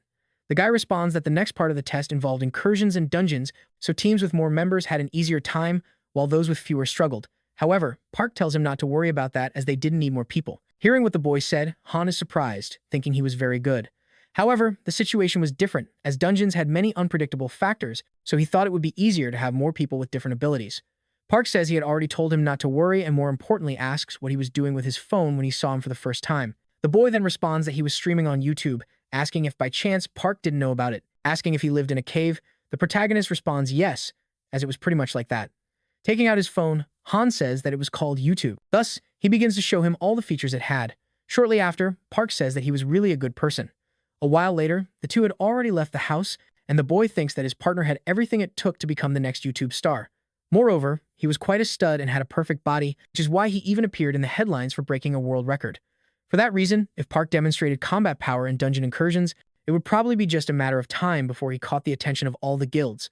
Then Park responds that he really liked the boy, asking him to join his clan, and, surprised, asks if by chance he was planning to create his own clan and if he wasn't interested in joining a guild. However, the young man responds that he didn't want that. Han, for his part, wondered what would happen if he made a video about the clan's creation and went on dungeon incursions with the best candidate from the year's mercenary test. Shortly after, the scene cuts to the boy falling to the ground. Boxing was the only thing that helped him endure that rotten childhood he had. Despite continuing to fail, he managed to get a professional license. Even so, he would lose hope. But great disasters shatter all of his hopes and dreams, and they say hope is the last thing to die, which is why he ended up becoming a YouTuber. Back in the present, Han thinks that this was what he had been looking for, as he couldn't believe such an opportunity was right in front of him, saying he was willing to do anything for the protagonist. Park says he's starting to like him more, so he should think about the stream. Tears on his face, the guy says he wouldn't go back on his word. Park, for his part, asks why he suddenly started crying, and Han replies that it was nothing, asking if he knew that he needed at least 3 members for a clan to be officially created. However, Park still didn't seem to know that. Shortly after, an unknown man enters the room. Han then asks why that monk was in that place. Then, the man introduces himself, saying his name was Miyuki Jin and that he was assigned to Team 15. At that moment, a device rings, saying that candidates should put on their battle suits. They were to meet in the 3rd floor conference room within 30 minutes. Park, along with Han, watch in surprise, wondering if they really wanted them to put on those suits at such an hour of the night. The protagonist asks if they weren't going into the dungeons the next day. Miyuki Jin responds that it was said that sometimes the Reapers made dungeon incursions at night without any prior notice. Han replies that it was crazy because they were doing it without warning. Then the scene cuts to the room with all the students saying that the dungeon would be part of the test, and it was located in the 5th sector of SU, which was under the Phoenix Guild's protection. For that reason, it was a level 1 dungeon with a total of 250 doors. Park, for his part, asked what it meant to be under protection. Han, in disbelief, was still surprised because the protagonist really didn't know anything. With doors appearing everywhere, the South Korean government found it difficult to manage all of them. So, the government hired private mercenary clans to protect the 12 sectors. The guild is the name given to a private mercenary clan contracted by the government in exchange for its services. Guilds gain rights to process the dimensional energy of the dungeons they manage. Park, for his part, asks if it was basically a tax-free zone where they could hunt, and Han responds that it was pretty much like that. The boy thinks he just wanted to form a clan because he missed hunting with his pack. However, now he could even get his own land. Han replies that it was great to have his own dungeon, because that way he wouldn't have to pay to use it. Park replies that the goal of his clan was to become a guild.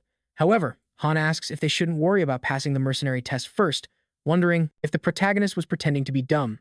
Shortly after, that guy says that this was an image of the portal's location in Sector 5, and that dungeon had only 15 days left before it broke. It was a labyrinth-type dungeon, which had the lowest difficulty level and the fewest monsters of all the dungeons. It was a shame they wouldn't be able to obtain much dimensional energy since the monsters there were extremely weak. Anyway, that was all the man had to say about the dungeon's explanation. Han wonders what that was about because the monsters might not be their biggest problem. If they weren't careful, they could end up getting stuck in the labyrinth. For that reason, if they at least had a tracking ability, half of their problems could be solved. However, Park replies that he had that ability, leaving the boy very surprised by what he heard, wondering if he had really learned that ability before taking the mercenary test because that ability was extremely expensive, supposing that the protagonist was probably from a rich family and born with a silver spoon in his mouth. Meanwhile, that monk was still standing next to Park. Then Han asks if he had any awakened abilities. Thus, the man remains silent, leaving the two confused by the situation. At that moment, he pulls out some kind of tool. The scene then cuts to a flashback of him. Several monsters surround that house, which quickly advance towards the place, heading toward the monk, starting to completely destroy the house. Shortly after, another monk opens the door and asks them to stop the noise immediately. Maya and Jin ask what he was doing at that hour of the night. The man then requests that the priest be taken with him and the area be evacuated immediately. At that moment, a monster appears behind him, and it is swiftly defeated by him. Back in the present, that man seemed to have a frightened expression. Han asks why he looked so scared. The other man then replies that from that moment on they were going to the marked target. Therefore, they should begin attacking the dungeon as a team led by the supervisor. He hoped that everyone would pass the test and that no one would fail. Shortly after, everyone was heading toward the portal. The soldiers asked everyone to get off the bus, asking if everyone was prepared. Once they entered, they were to act as if they weren't there and follow the agreement. Han says that his team was the only one with 3 members, so he asks if in case things got dangerous, the supervisor would really help them. However, the man ignores the question and tells them to move quickly. Ben Park asks why Han is so scared. He asks if they were allowed to use their personal weapons. The soldier responds that they were. Surprised, Han wonders if that monk had a weapon made of dimensional material for the mercenary tests. Meanwhile, the entry of each group into the portal was being completed. Soon after, the soldier tells the group to enter. Thus, Team 15 enters the portal. Han wonders why Park always goes ahead, which makes him nervous. He asks the boy to establish a perimeter first, but at that moment, he falls silent, thinking he had lost points for not entering quietly and not holding his position. As a consequence, he ends up attracting the attention of monsters, and one is already in front of the protagonist. Within seconds, the boy grabs the monster and defeats it. Han comments that making noise to catch them off guard and lure them into a trap could be a good idea. He asks if the boy was using tracking while advancing, but at that moment, he steps on a trap, and within seconds, several arrows begin to be fired at them. The scene cuts to a dragon being showered with gunfire. That monk had apparently defeated all the monsters around. With tears in his eyes, he apologizes, saying that it was all his fault. Thus, the monster is obliterated. The scene cuts back to Park's fight. Han, observing the protagonist's skills with the staff, mentions that he was very good. However, he steps on another trap, and as a result, they fall to the floor below. The door apparently closes, leaving everyone trapped in a dungeon. Looking up, they all realize the opening had been sealed. Han, desperate, wonders if this is how all his dreams disappeared, and if they were really going to die there. But in that same instant, he realizes something, saying that they thought they had really attracted more monsters.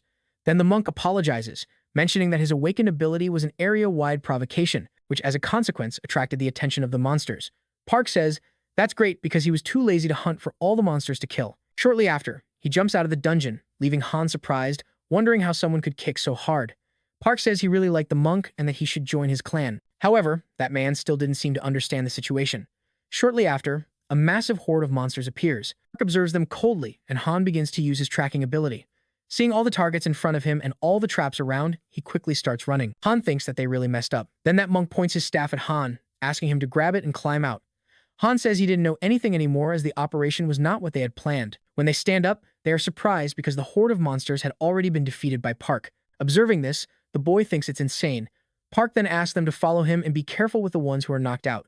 The two do, as the boy asked, starting to defeat the remaining monsters. Surprised, the monk wonders if the protagonist was avoiding the traps or using tracking. For that reason, he was advancing at incredible speed, decimating the monsters while using the traps to his advantage. Looking up, he sees a monster behind the protagonist. However, the monk saves him, throwing his staff toward the skeleton. Shortly after, the system informs Park that he acquired 42 conquest points. The scene cuts to an agency. The other soldier says that a team is returning from the dungeon, and the other soldier is surprised because only a few minutes had passed since the test began. He mentions that the dungeon usually takes 2 hours to finish, wondering if an accident had occurred. However, the man says it was Team 20, and all vital signs were normal. Shortly after, that gentleman receives a call. Answering it, he says it was the supervisor asking why they were returning so early, and the soldier on the other end of the line confirms that they had completed the mission. He would understand when he watched the video, but it would be difficult to assess his performance in a level 1 dungeon. Additionally, Park had broken a performance record inside the dungeon. The scene then cuts to the city. Han starts a live stream saying they would be doing daily streams about his clan. One of the viewers asks what they would show today, and the boy replies that they were going to watch the video of Suklin's house together, as it would be uploaded soon. He then shows where each person's dormitory was. Next, he goes to the protagonist's grandmother's house, asking her to take a look at his subscribers. The grandmother, irritated, says she had many things to do instead of worrying about that. She tells the boy to leave before thinking she wasn't usually like that. She was actually a very nice person. Then Han heads to the room where the protagonist and the monk are. In the middle of the stream, Han introduces, saying his name was Mong Jin. He asks the boy to say something to introduce himself. The monk replies that he had lost a lot in the attack of the evil spirits, but was left with a staff of clairvoyance that his eldest disciple had left behind. At that moment, a truck arrives at the house, hence the protagonist's brother asking if he was ready. So, everyone starts heading toward the truck. As they go to the location, a drone flies overhead. Park wonders what that thing flying was and if he should destroy it. Han is surprised as he didn't know. He says that at the moment, they were heading to the mission area in Area 4 of Gate 30. That nearby portal meant that today was their first dungeon mission as a clan. Returning to the stream, the boy asks if his subscribers knew that he had an awakened ability that was video memory, so they shouldn't panic because soon there would be an even better video. Sometime later, the protagonist and his group had already entered the dungeon. Han asks if the boy had any long-range abilities, and the protagonist replies that he didn't.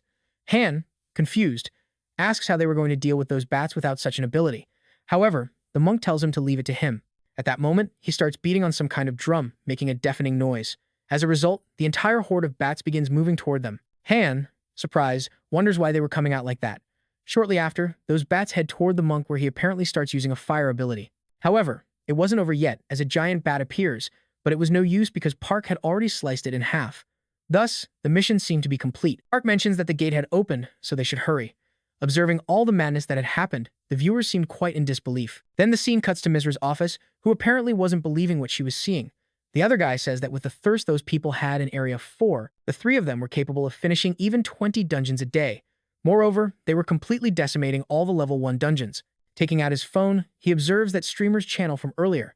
Mizra says that she had done a lot to keep the protagonist out of the news. Unfortunately, one of his guild members was a streamer. The mentions that Park's videos were now ranked 3rd in real-time popularity, so if they left it alone, it would only grow more, asking if they shouldn't take some precautions. The girl, for her part, says that she was well aware of that. Meanwhile, she seemed to be watching a video of the fight between two people, and that guy seemed to have easily won the battle. The other person watching was named Lee Seung-woo, an SS rank irregular born in South Korea. Wondering what would happen if the country approached him carelessly under the pretext of protecting a talent and ended up having to deal with the second Lee Sun-woo, she stands up, asking them to prepare to make contact with the protagonist, and for that reason, she would meet him personally. Shortly after, the scene cuts back to the protagonist's house. Han, for his part, asks if the monk didn't have work to do. Park wonders where he would go as he didn't have a temple of any sort. Junho replies that he had mentioned he was living in Seoul with a temple family that survived that day. Noticing Han's irritation, Junho asks if the creature couldn't at least rest for a day since his clan was ready to renew its rank. Moreover, his clan's account had already accumulated 140 million in total, leaving the boy very surprised by what he had heard, thinking that he had done nothing but gather the blood crystals. Yet his account already had 20 million in 3 days. Park, observing this, remains silent and the boy continues saying it was insane because if it were true, they would get many donations. Park thinks that he had earned more than 3,000 conquest points, so he should buy some varied abilities since he could get everything now. Thus, he responds that he would take that day to rest.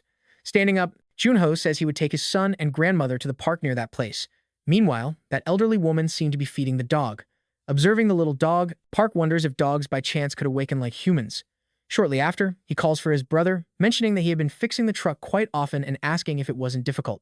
Junho replies that he didn't even know where to start, and that it was already hard enough to find the parts, but fixing it was exhausting. Then Park asks if he didn't want to buy a new car, leaving Junho very happy with what he had heard. Sometime later, the two seem to be discussing with the manager about which car to get. The man starts explaining the car many times in detail. Park asks if his brother liked it, and Junho quickly responds that he did. With his choice made, Park says he intends to pay in cash, asking if they could drive off immediately. Shortly after, the two leave the place with their new car. Junho seems very happy, saying that the car was incredible and was on a completely different level compared to what he had before. Park mentions that even the passenger seat in that car was amazing, and he should have bought it a long time ago. Junho then asks why they were heading to Area 34, wondering if it wasn't a restricted area. The protagonist questions if he had mentioned that he couldn't awaken because he didn't have the money, and for that reason, they were going to awaken that day. Shortly after, a scene cuts to the two arriving at the predetermined location. Looking around, there were several destroyed houses. Meanwhile, Junho didn't seem confident about the situation, and the other dog appeared to be on high alert. Park asks if the dog could also sense that smell, because that odor was definitely from a goblin. Junho replies that he wasn't feeling comfortable and asks if they could leave. Shortly after, Park steps out of the car, saying he would be back soon so they should wait with the dog, and he quickly jumps away from the place. Junho didn't seem very pleased with that. Shortly after, the scene cuts to another location. A group of people appeared to be watching the video of the protagonist with his group. The other man says that he was very popular on YouTube, saying that he was an irregular, which is why his combat level was immeasurable. Then the other man says that if he was at that level, he was useless to even hire an assassin. However, even so, they couldn't just leave him alone. The other guy then asks for a list of guilds in Area 4 that had frequent sponsorships. Thus, he remembers the name, but there was another person who was better suited for the situation, asking to contact him and offering as much money as necessary for the job. Sometime later, the scene cuts again while it's raining in the city. That elderly woman from earlier, while walking, thinks she should do the laundry. Shortly after, a car pulls up beside her and a group of people gets out, asking if the woman's name was Suja, saying they were from the returnees department. They ask if they could meet with Park. Hearing what the girl said, the woman remains silent. Then once again, the scene cuts to Junho's car. In the middle of that rain, he mentions that he couldn't see anything, wondering what the protagonist could be doing. At that moment, the dogs seem to be on high alert. Within seconds, a goblin appears. However, it is easily defeated by someone and Park shows up. Shortly after, the two step out of the car. More monsters begin to appear. Park then hands a dagger to his brother, asking him to follow while he kills them. Desperate, the boy asks him to wait a moment. Park, for his part, asks why Junho was hesitating. Junho then questions if it was really necessary for him to awaken. Park responds that he couldn't survive if he remained weak, which is why he had to kill them quickly. Soon after, another goblin appears, rushing straight toward the dog. Park then tells the dog to bite the goblin.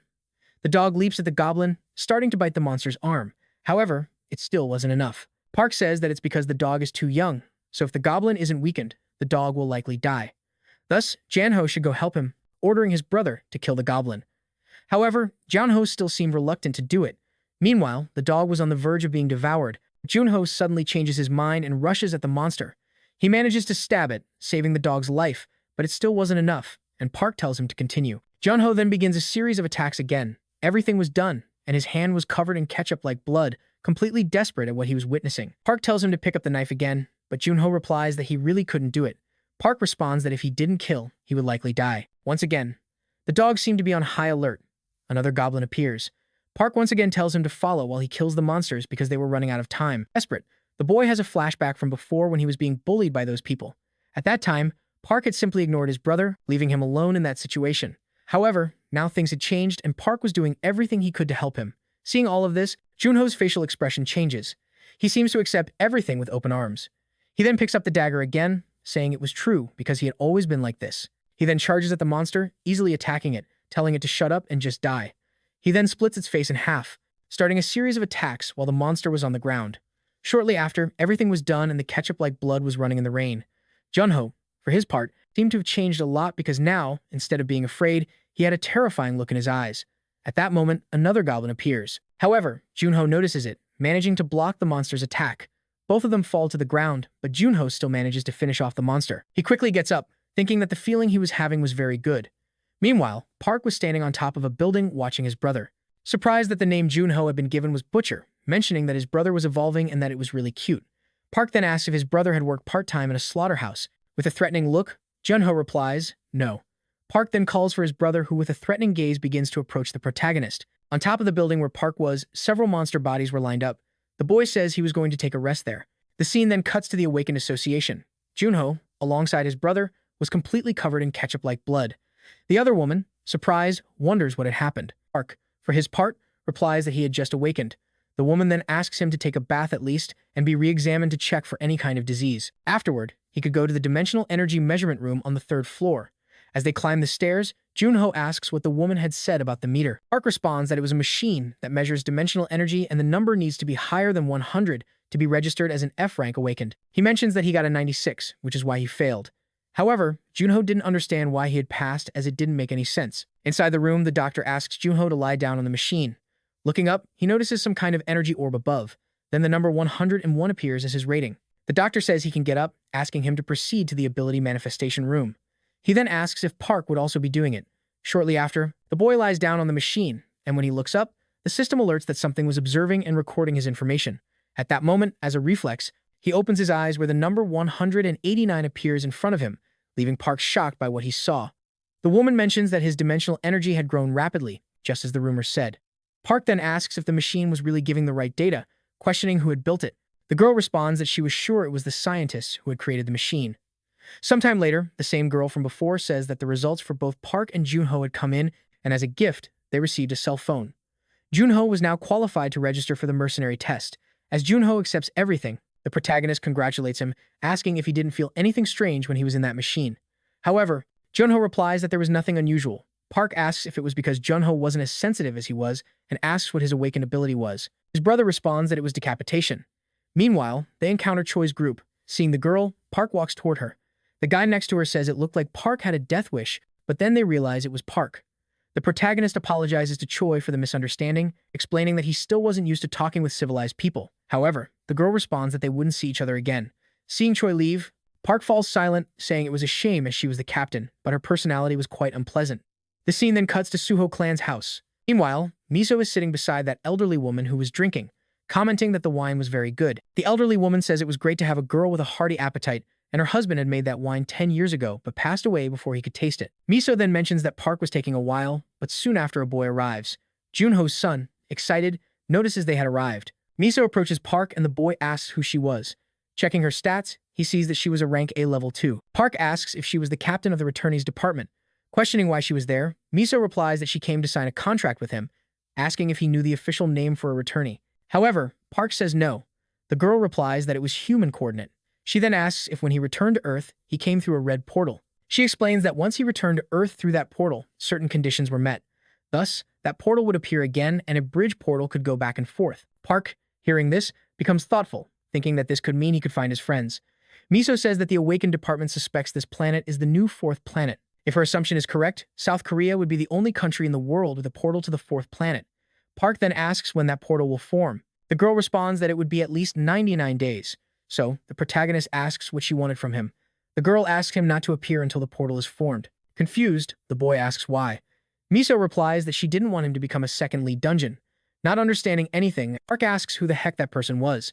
Miso explains that he was currently the #1 in the world and was originally from Korea. During the early stages of the Great Disaster, the government detained and confined returnees in the name of national protection. However, at the time, they didn't have much information about irregulars. And because of this, Siak-woo, who was a rank D, awakened when he returned and easily escaped. Currently, all 9,000 gates in Tokyo are because of him. She asks if Park knew what the dimensional industry was, because if a portal appeared while on vacation, Korea could suffer a great loss. Park then asks what he would get if he did that. The girl responds that it could be anything. The protagonist then asks for a promotion for the Suho Guild and an exclusive territory for it. Meanwhile, Han on the other side of the room was listening to everything. Miso asks if he wanted anything else as she was writing everything down. Park asks if she knows when the portals will appear. The girl says that a specialist agent in dimensional energy disruptions would be dispatched, and she was the best agent in the department. Meanwhile, a flashback of the protagonist saying, "You want to have children with Choi" appears. The girl asks if he was joking with her. The other man observing everything asks why she was reacting like that. Choi, irritated, says she should have thrown Park in prison for what he did. Miso then appears asking what was going on. The girl responds that she was upset and for that reason, Miso shouldn't bother her. Asking what Miso wanted, the girl responds that she needed her for a mission. Looking over some papers, the girl asks why she was the one assigned to that mission. Miso responds that it was because Choi was the right person for the job, as she was the best in the team when it came to detection. She asks Choi what she thinks will happen if a portal opens in the middle of the city, especially one where they don't know what kind of planet it leads to. Choi responds that it would be like hell on Earth. Miso tells her that if she sees any signs of a dimensional breach, she should grab the protagonist and leave the field immediately. And until then, she shouldn't leave his side, asking if she understood what she was saying. With that, Miso leaves. Choi, irritated, mutters that one day she'll write her resignation letter because of this. The scene then cuts to the protagonist's house. Cherno asks why Park is so happy, and Han responds that they passed the test to promote their clan. Additionally, starting that day, it would be able to tackle dungeons up to level 2. Park comments that it was very good news. Cherno adds that if they want to enter level 2 dungeons, they would need to be in a rank P group, but at the moment, they still had too few people, asking if it wouldn't be better to focus on level 1 dungeons for now. Ham agrees, saying Cherno wasn't wrong, but as long as Park is with him, he's sure the level 2 dungeons will also be easy. Park says that first they will make money from level 1 dungeons. Then they will level up by acquiring skill books.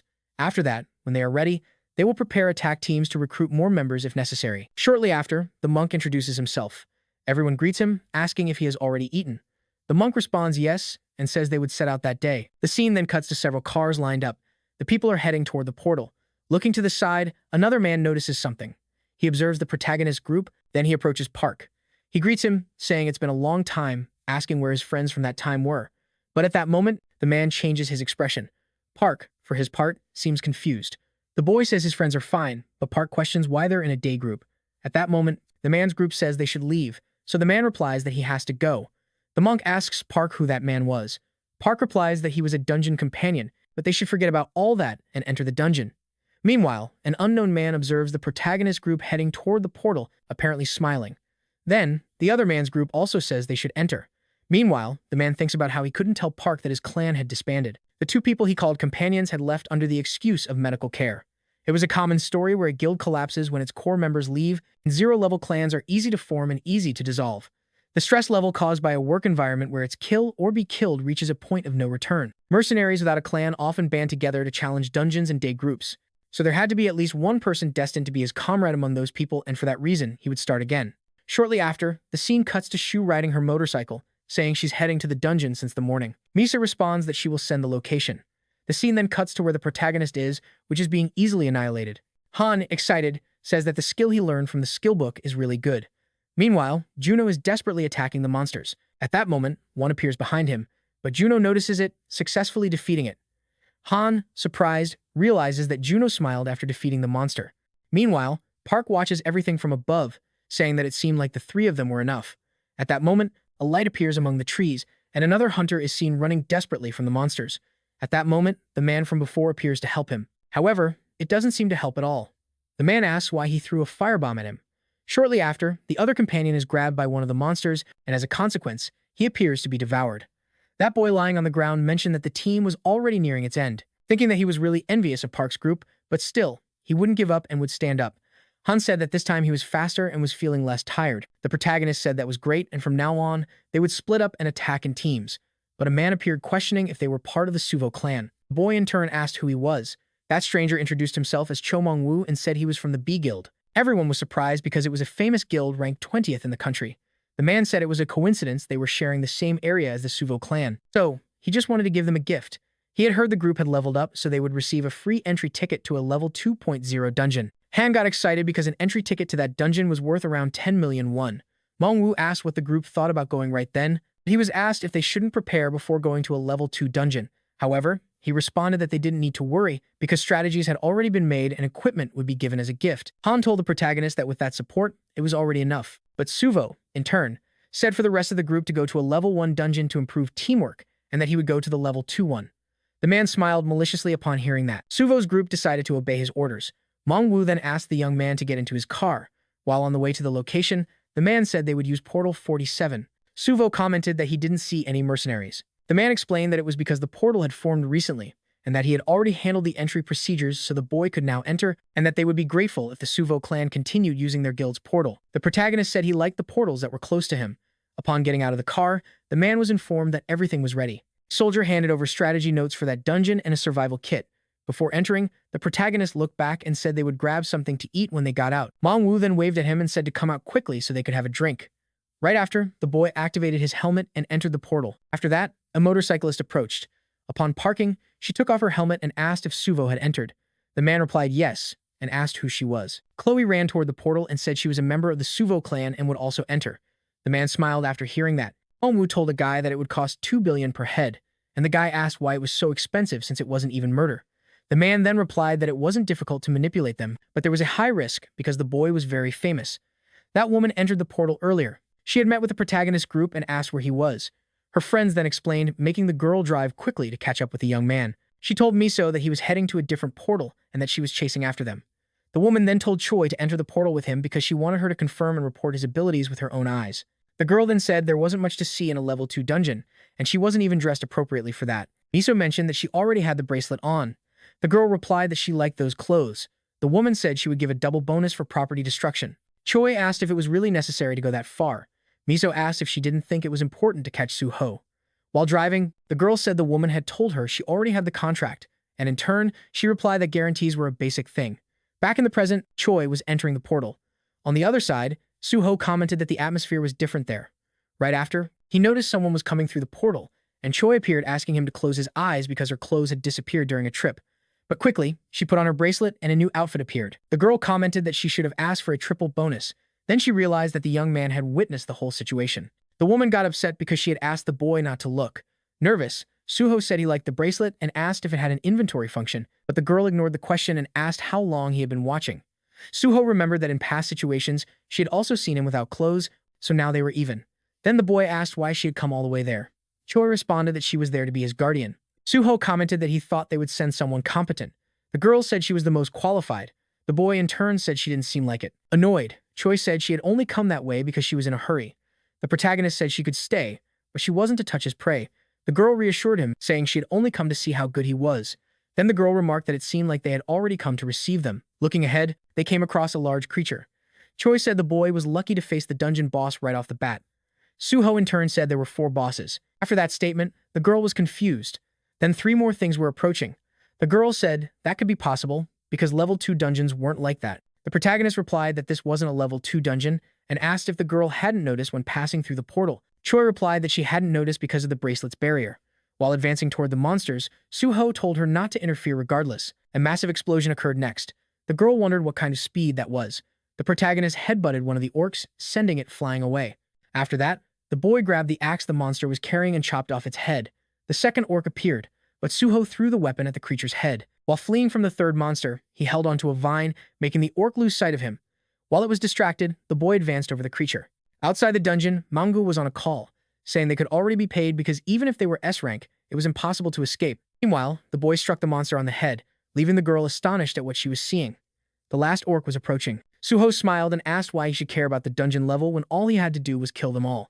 The boy dodged the creature's attack and landed a precise kick on it. With the repulsion from the kick, the orc was impaled by a tree branch, earning the boy 32 conquest points. The protagonist said the place was a gold mine. Then he told Choi not to just stand there and help collect the blood crystals. The girl thought that even being an irregular, he barely had the experience points of an F rank, but she didn't see even a hint of hesitation in the way he hunted and killed. And then she wondered if he was some kind of psychopath. Then she uttered the word search. While collecting the items, the boy commented that even the blood crystals were big, but Choi said that now wasn't the time to be doing that. Suho, in turn, asked why. The girl explained that even though he had killed 4 orcs, the gate hadn't opened yet, and the only thing in the bag was rocks. The protagonist then said he could at least use them to store blood crystals.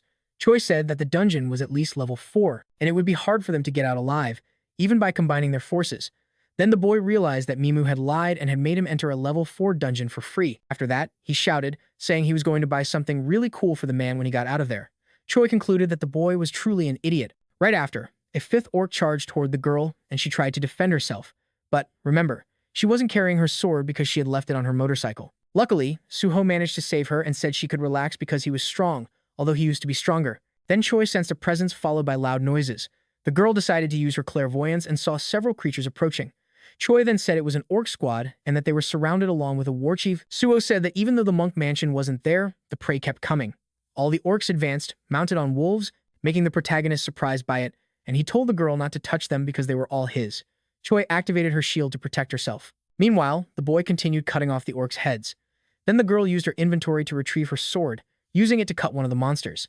But still, she would have preferred to have her blade. Suho appeared, telling her not to touch his prey, and continued cutting off the orcs' heads. However, right after, he was struck by one of the creature's clubs. It was the orc warchief's, but the boy quickly got up and asked if that beast was the chief. Without any response, the creature charged at him, but the boy dodged and stabbed the beast with his knife. Choi asked if he had killed it, but it still wasn't enough to defeat the orc. Miso was asked if Choi had gone after Suho, but the cell signals of both were in different locations with no movement for an hour. The woman said she was sure the two were together, but they stopped the car, perhaps to rest for an hour, and reorganized their inventories before going back. Then they noticed that the protagonist had forgotten his phone in the vehicle, and Choi had left hers on the motorcycle. Miso asked them to check the girl's location and was informed that she was in a newly opened level 5 dungeon. The woman wondered why they were there and asked who was in charge of managing the DGB guild portal to call her immediately. Inside the dungeon, the protagonist was thrown and the orcs kept advancing. Suho said that now things were getting tough. He quickly stood up and immobilized one of the creatures, grabbing its axes and threw them at the orcs. Right after they started shooting arrows, Choi managed to dodge them, but she ended up tripping. The monsters took advantage of the opening to try to attack the girl, but she used her defensive bomb, blowing up the creatures. Suho saved the girl from being hit by the orc chief, taking her away. Choi asked what he was doing, and the protagonist in turn replied that they needed to run. The girl said there were orcs everywhere, and the protagonist in turn pointed to a place that was empty. Choi said they couldn't go there because it was a cliff, and that's exactly why the boy wanted them to go there. Then Suho carried her in his arms, asking her to hold on tight. After that, they jumped off the cliff. Meanwhile, those monsters were still chasing them. Thus, Park managed to land on the ground, and those monsters all seemed to have been knocked out. Choi, on the other hand, was surprised because she was still alive. Right after, Park left a jigad, threw the girl to the ground, saying he had almost died. Choi was still in disbelief at what Park had done, and looking up, she was surprised as they had fallen from such a height, yet they were still alive. Then the scene cut to a cave, and Park along with the girl was inside it, asking the boy what his plan was, to which he replied that if he killed just 4 more orc warriors, he could level up, and after that, they would attack again. Choi responded that leveling up increases the limit, and it wasn't as if you get stronger from it. But Park said that for him it was like removing his restrictions, stating that he got stronger every time he leveled up. Sometime later, the scene cut to 2 ambulances speeding toward a location. Thus, the portal where the protagonist was had been completely surrounded, and a reporter was there broadcasting the whole thing. Meanwhile, Han along with his group was in despair. The news reported that the suspect came and claimed that Park Soo-ho along with Choi had entered voluntarily, but after his lies were detected, the guy from the army headquarters confessed to his crimes. Thus, the reporters around asked that guy to say something, questioning what the protagonist's final words were. The man watching everything thought it was very annoying, as he hadn't expected that woman named Choi to be from the department. While the attention was being redirected to the safe return, Park was presumed to be a returnee from a 4th planet. Right after, the scene cut to Miso, asking what the director was doing, since he needed to go after those people. However, the director responded that the person who had done that had already been caught and the head of driving lone had fled, but they had placed a bounty on his head. Miso said that was just cutting the tail of the operation, as it was a level 5 dungeon, asking if he really thought that was done by just one person. The director asked if she wanted them to investigate a level 5 guild just because of that, and if Park and Choi would come back to life if they did. However, Miso responded that it was already enough to warrant an investigation. The man replied that Park was supposedly just a returnee from a 4th planet, and therefore he might only be a returnee from a dungeon, not a new planet. The reporter continuing to speak said that recently the number of crimes connected to criminal organizations had increased, and because of that, there had been criticism of the urgent need to punish the dungeon management by the guilds. The director said they were now spreading the press release around to pressure the guild, so if they could go there, it might improve everything. With tears on her face, the woman said that she was the one who had sent Choi to that place. The director asked if she thought he felt nothing about the situation, but at that moment, there was nothing he could do. Still, those words weren't enough, and the girl remained deeply guilty about it. The scene then cut back to the dungeon where Park was. An orc was walking there and was suddenly surprised to encounter an unknown creature. Immediately, it tried to grab it, but the creature dodged and started running towards it. Tried to launch a series of attacks, but nothing worked. In seconds, someone appeared above the orc, who was quickly finished off by this person, and the system notified that they had gained 32 conquest points. Park was pleased, and he now only needed 3 more points to level up. Meanwhile, Choi was using her clairvoyance ability and found another orc, mentioning it was approximately 100 meters ahead. In seconds, the protagonist leaped and quickly appeared behind that monster. However, the creature noticed the boy, and the girl tried to warn him that it was a trap, but it was too late because Park had already fallen into it and collapsed to the ground, apparently injured. Right after, the orc seemed to signal something, and as a result, several monsters appeared, surrounding the girl who quickly approached the protagonist, urging him to get up. Soon after, the boy woke up, realizing they were surrounded by many monsters. He was very surprised because he had indeed fallen into a trap, wondering why it was happening this way, and his senses were becoming blurry, unable to muster any strength in his body. But still, he couldn't give up, as he had been through much worse than that. Then the girl threw some bombs at the monster, which resulted in eliminating many of them, taking advantage of the opportunity. The protagonist got up and grabbed his dagger, managing to finish off a few more, thinking he just needed one more monster to finish and level up. However, shortly after, he was fatally struck by another monster. Meanwhile, Cho was lying down, observing everything, mentioning that the orc was really fat. Right after, Park was thrown towards another monster, and as a result, both of them fell and Park's axe was knocked from his hand, where it ended up falling onto the monster's head. The system notified that 1,075 conquest points had been accumulated, asking if he wanted to unlock the beast transformation ability. Park, watching this, remained silent, and meanwhile, the giant orc was heading towards Cho, who said she didn't even have the strength to stand. The scene then cut to the protagonist's clan house where an old lady called the dog to go eat, mentioning that it had been 2 days since they'd had any news of the two. Once again, the scene cut back to Cho's battle against that orc, right after Park activated his beast transformation and returned to his home. The dog seemed a little different, as a kind of energy sphere was surrounding its entire body. In disbelief, the old lady asked what that was. Then the scene cut back to the protagonist. A kind of black aura was surrounding his body, apparently changing his form. He had even grown some claws, completely changing his human appearance. Right after, Cho was hit by that monster, seemingly drained of all strength to fight. However, the protagonist, now in wolf form, appeared before the orc. He quickly grabbed its head. Cho, in turn, was surprised, wondering if by any chance that was a werewolf. At that moment, Park, in wolf form, began unleashing a series of attacks on the monster. He even bit its neck, and the system notified him that he had gained 45 conquest points. Thus, the battle seemed to be over. Cho, still surprised, was watching the protagonist asking if he was really Park Suo. Then, the boy just barked a few times, apparently confirming that it was true. Surprised, The girl asked if he was a dog or a wolf. Once again, the scene cut to the reporters, stating that it had been the third day since those people had gone missing. There had been no news of them since they entered the dungeon. A reporter then asked the director to tell the viewers what dungeon it was. The director replied that it was a level 5 dungeon known as Orc Castle. It was a dungeon where it was recommended to take at least a group of 30 members of rank B or higher. The scene then shifted back to the dog, which was still surrounded by that kind of energy sphere. The old lady was still in disbelief, wondering what kind of thing that was. At the same time, the scene cut to Choi, who was apparently surprised. Park had indeed returned to his human form, saying that he could fuse with the beast he had tamed. Looking to the side, Choi noticed the girl, questioning what she was doing. They should collect as much loot as they could to roast and eat later. However, she responded that it was all useless because that place would be their grave. But Park still didn't understand what she was talking about. The girl then replied that even with the orc warchief dead, the door still hadn't opened. She asked what he thought that meant and said they could probably be trapped there forever. Park then asked if she was saying that it wasn't the chief. Choi replied yes, mentioning that there was a stronger monster there. Park asked what kind of monster could make Choi think she would die before even seeing it. Then the girl began to tell the story from 3 years ago. At that time, when they had just risen to rank B, the department had sent a team of 20 fighters with 10 rank A mercenaries on a mission in the level 5 dungeon. Then a flashback appeared, and an unknown man was looking at Choi, asking if her ankles were okay. The girl replied not to worry about that, saying she was much better now. Right after, the scene cut to several orcs advancing towards the group. The man told them to maintain the formation as they advanced to the central tower. Thus, the others began eliminating the orcs in front of them. The man kept giving orders so they could continue advancing, but at that moment, he was killed. Right after, Choi fell to the ground and the orcs began heading toward her as she was paralyzed, unable to move out of fear. However, that other guy appeared to save her, successfully eliminating the orcs around her. Miso then, in the middle of the battle, told them to clear the path, defeating the monsters nearby, saying that Choi along with that man should retreat.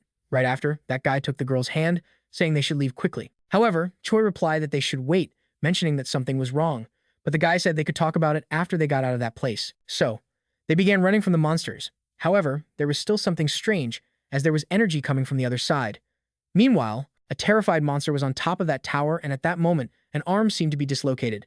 Thus, Choi fell to the ground and a katana also appeared in front of her. Mitsu along with the group seemed surprised by something as the captain had been killed. That monstrous goblin stood before him with tears in its eyes. Choi was watching all of this, and that man with his last words mentioned the sword. However, Choi wondered who should care about that stupid sword. She remembered the teachings of that man who said she should put her feelings into her sword as it was her body and mind, as if they were one. Because of that, she should grip the sword as if it were everything. Returning to the flashback, that man had apparently been finished off. Choi, traumatized, was watching everything.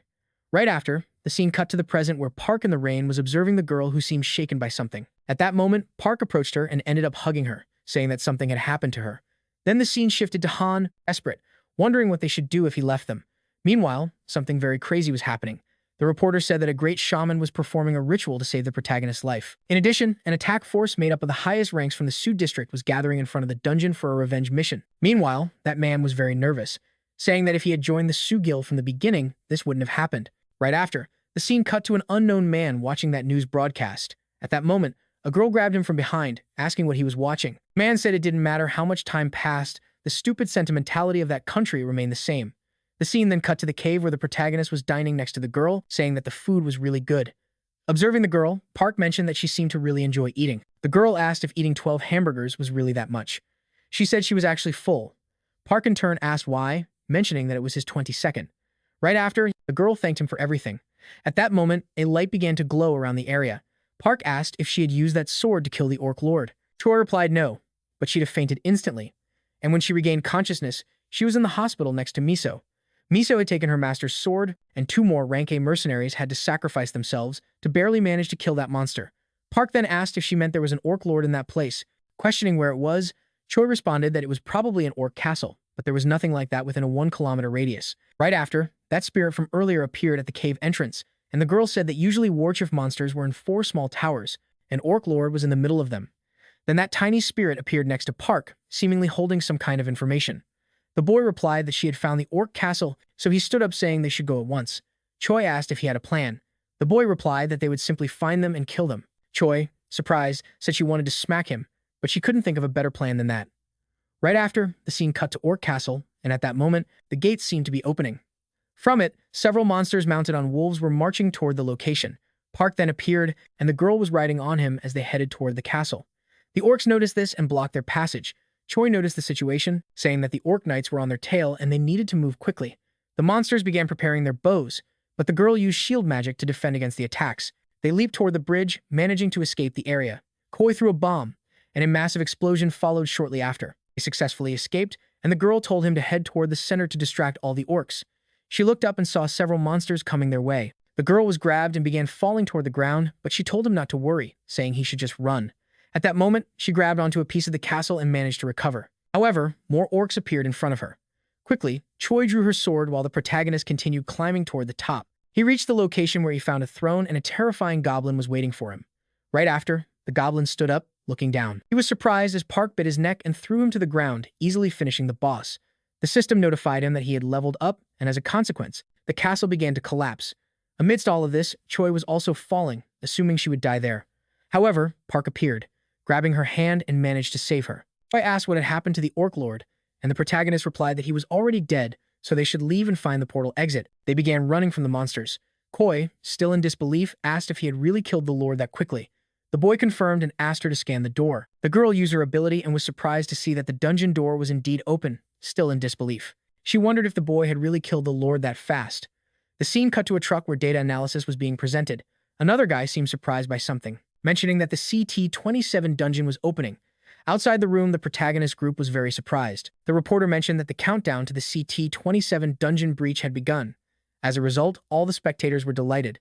Meanwhile, Park and Choi were still running from the monsters. Park asked if the girl had found the door. Choi, happy, replied that yes, and said the door was very close, so they should hurry. However, the protagonist sensed a strange smell and changed direction. Choi asked why he did that, mentioning that they were running out of time. Park responded that he wanted something to drink. At that moment, he encountered some wolves and asked them to follow him. The monsters obeyed his orders. Choi, surprised, asked if he was taking those wolves with him. The boy replied yes, mentioning that from that day on they would be like his family. Right after, they encountered that group of orcs again, and the girl mourned that they were now surrounded. However, Park responded that his friend had told him there was a small exit somewhere else. At that moment, Choi used her ability again and told the boy to turn right. They managed to find the exit. In the midst of it all, Choi warned that there was only 1 minute left before the door closed. Then, the countdown started from 23 seconds. At that moment, an arrow was shot, flying directly toward Choi. Immediately after, the girl was struck by the arrow. She fell to the ground. As a consequence, the orcs began heading towards her. The boy tried to turn back. However, Choi told him not to come. Despite this, Park didn't listen and rushed towards the girl. He managed to defeat one of the orcs in front of him. Meanwhile, outside the dungeon, the reporter announced that it had been 8 seconds since the dungeon door closed. Everyone at the scene was hoping that Park and Choi would return. Back inside the portal, Park was relentlessly fighting to get out of that place. As he picked up the girl, she mentioned that there were only 4 seconds left. The protagonist then asked her to hold on tight. He made a giant leap. Outside the dungeon, the countdown had already reached 0. However, a beam of light appeared and the dungeon seemed to have been completely destroyed. Outside the dungeon, the reporter said that everyone had been filled with hope, but unfortunately, Park and Choi had not returned. However, they were surprised because several wolves began emerging from that place, and then the protagonist along with Choi appeared. The people around said that they had seen someone flying out. For that reason, they hurried to verify it. Recognizing the figure, they realized it was a human. It was Park along with Choi, still alive. The reporter, in the midst of all that, announced that a miracle had happened and that the 2 people trapped in the dungeon had returned alive after 4 days. Miso, observing the footage, commented that the image was taken right after they exited the portal and that they were immediately taken to the hospital afterward. Thus, various headlines about the event began to appear. The director, watching in awe, remarked that the reporters were being very provocative with their headlines. Miso said that it was because someone had given them the tip, so they were. Then the man said they were there to figure out how to resolve the situation, not to accuse others, so they should continue the meeting. Miso continued mentioning that news about Park had spread. Thanks to the incident, scouts from agencies in various countries were already heading toward the boy. One of them was named Victor, an agent of Russia's KGB. Another was Gorenstein from Israel. Lastly, there was Nakamura, the vice chief of Tokyo's Awakened Federation. Irritated, the director asked if that idiot Nakamura had come again. The girl replied yes, and in addition, he had taken Sung-woo, but she still thought America was even more dangerous. The director said they needed to secure Park first of all, asking if there were any security measures beyond the contract they currently had. Then, the doctor said that as long as Park's family remained in Korea, he wouldn't leave the country. Surprised, the director asked if the boy cared more about his family than about money. The doctor replied that Park had lived among wolves for over 1,000 years, so he was probably missing his family a lot. However, it was the opposite, as he began to miss the wolves he had lived with for 1,000 years after returning to Earth. The director commented that the protagonist was a very difficult person to understand, and the doctor said he valued spending time with his family more. For that reason, in a way, he was just a normal person. Thus, they should offer him a territory where he could live with his family without any problems, and as a result, Park would have no reason to go against the department. The director agreed to that plan, but said they still needed to prevent the scouts from signing a contract with him. Miso then showed an image on the television, saying it was an abandoned factory, so it would be better to give that area to the Suo Guild as their territory and mark the surrounding land as private property. The director said that those buildings could be fine after some repairs and asked if Chu would continue keeping an eye on Park. Miso replied that she was the most suitable person for that job. Then the director asked if she had already woken up, and Miso said she was already recovering. The director inquired if she was resting after writing a report about Park, and the girl replied that he was like a dogman. This left everyone surprised by what they had heard. The director asked her to continue speaking. Soon after, the scene shifted to an arena, and the announcer was greeting all the fans worldwide. It was the largest competition to determine the strongest, and finally, the moment for the final match had arrived. The crowd went wild, and then the silhouette of an unknown man appeared. The announcer began to introduce this person, mentioning that he was the current rank number 1, defending his title for the 21st time, remaining undefeated in his 45 previous battles. The strongest creature in the planet's history, and the hope of people living in these desperate times. His name was Okita Hiro. Next, that man's sword seemed to be emanating a dark aura. Meanwhile, a woman was watching from above. Soon after, Hiro jumped, landing in the arena. The next participant was about to be introduced, the S-rank human weapon and the rising star of the generation, undefeated in his 13 battles. His name was Michael. That man also jumped into the arena, quickly rushing toward Hiro, claiming that his era would end now. He threw a punch toward the boy, who managed to dodge. However, Michael hadn't given up and kept attacking Hiro. But soon after, the boy began to counterattack, successfully landing a series of blows on Michael. As a result, Michael's armor cracked. However, he pulled out a kind of sword from his hand, but Hiro dodged it, managing to strike Michael again. Still, it wasn't enough because Michael had already chained Hiro, feeling pleased that he had finally caught the boy. Immediately after, he began attacking Hiro again. At that moment, Hiro calmly informed Michael that he was already dead. Out of nowhere, blood began to pour from Michael's mouth, leaving the entire audience in shock at what they were witnessing because within seconds, Michael was already on the ground. The announcer, surprised, asked what had happened, mentioning that Michael had been on an incredible winning streak. Yet, he was defeated so easily. As a result, the medics rushed to try and heal him, but still, the man wasn't moving, and as the announcer was saying, the referee had already given his verdict. Michael was unable to continue the fight. Thus, Hiro defended his title for the 22nd time. Right after Hiro left the arena, another man asked Hiro if he had used something new, and Hiro replied that he had just thrown the aura from his sword at the man and then let it flow naturally. He added that everyone had done a great job and that they should go out for drinks afterward. Soon after, he opened the door, and at that moment, the girl from before embraced him, asking if by any chance he had killed that man. Hiro responded that considering Michael was destined to become one of the 7 future villains, he probably should have done it. The girl replied that he shouldn't try to handle everything on his own. Hiro then asked if anything unusual had happened. The girl said she had received a call from the department, but aside from that, nothing significant. She mentioned that the director had told her to be careful not to get hurt, so they should get ready and leave as everyone was waiting. The scene then shifted to that man from earlier watching the battle on TV. The girl said that some time ago, she heard that the person trapped in the level 5 dungeon had successfully escaped, leaving the man very surprised by what he had heard. The girl said people were calling him the second Sammy of Korea and they seemed to have high expectations for him. Furthermore, there were reports that the Defense Department was very interested in him. Hiro then asked who that person was. The girl replied that his name seemed to be Park, asking if Hiro remembered the guy the reporters had mentioned who was trapped in a level 5 dungeon. She then showed Hiro some information about Park on her phone. Hiro replied that he had never seen him before, wondering if perhaps he hadn't awakened as a swordsman since it had been a year since one had appeared. The girl replied that from what she had heard, he was a druid, and if he had indeed returned from a 4th planet, there was a chance Earth could connect with it, and even as an F rank, it was still incredible. Soon after, Hiro gave a smile, thinking that such a thing was impossible. He mentioned that this was his 25th regression. He had repeated the same event over and over for around 500 years, and as a result, he remembered all the awakened individuals who would make their names in the future, as well as having a general outline of the major events. However, Park wasn't on that list, and throughout that entire period, no one named Park Soo had ever stood out, much less a returnee from a 4th planet, and the story changed very little depending on his actions, and all of that was what happened after 5 years. A new planet would never appear in that timeline. Then the woman asked if it wouldn't be a good idea to bring the protagonist to their side. However, Hiro replied that he wasn't sure how to answer that. The woman mentioned that he was the most popular person in Korea, but Hiro suggested they wait a bit longer because soon the apocalypse would begin and the cities, which were the fortresses of the survivors of the cataclysm, would be destroyed one by one due to the many dungeon breaks on the continent along with waves of monsters emerging from them. As a consequence, monsters ended up dominating the skies.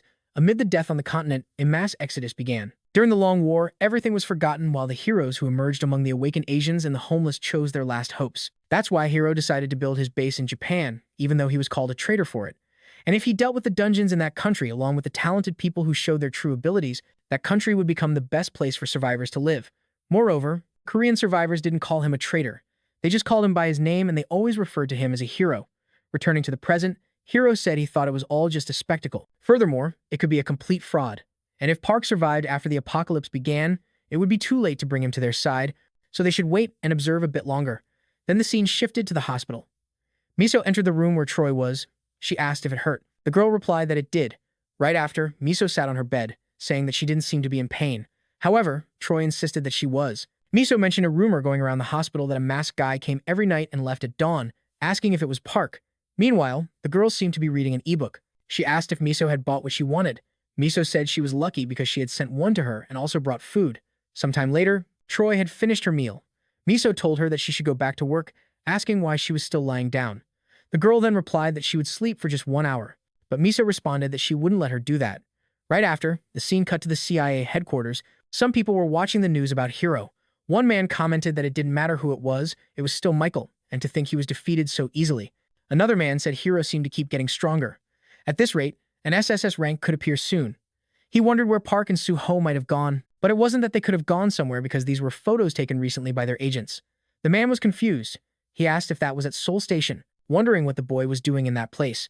The other man responded that Park had been visiting that place quite often recently. He joked that maybe Park was talking to pigeons or something like that, mentioning that it seemed like he had been rejected by someone. He added that he could introduce him to many beautiful women because they couldn't let anyone steal their protagonist, no matter what happened. The man then said that his special agents would leave Korea that morning, leaving the man very surprised by what he had heard.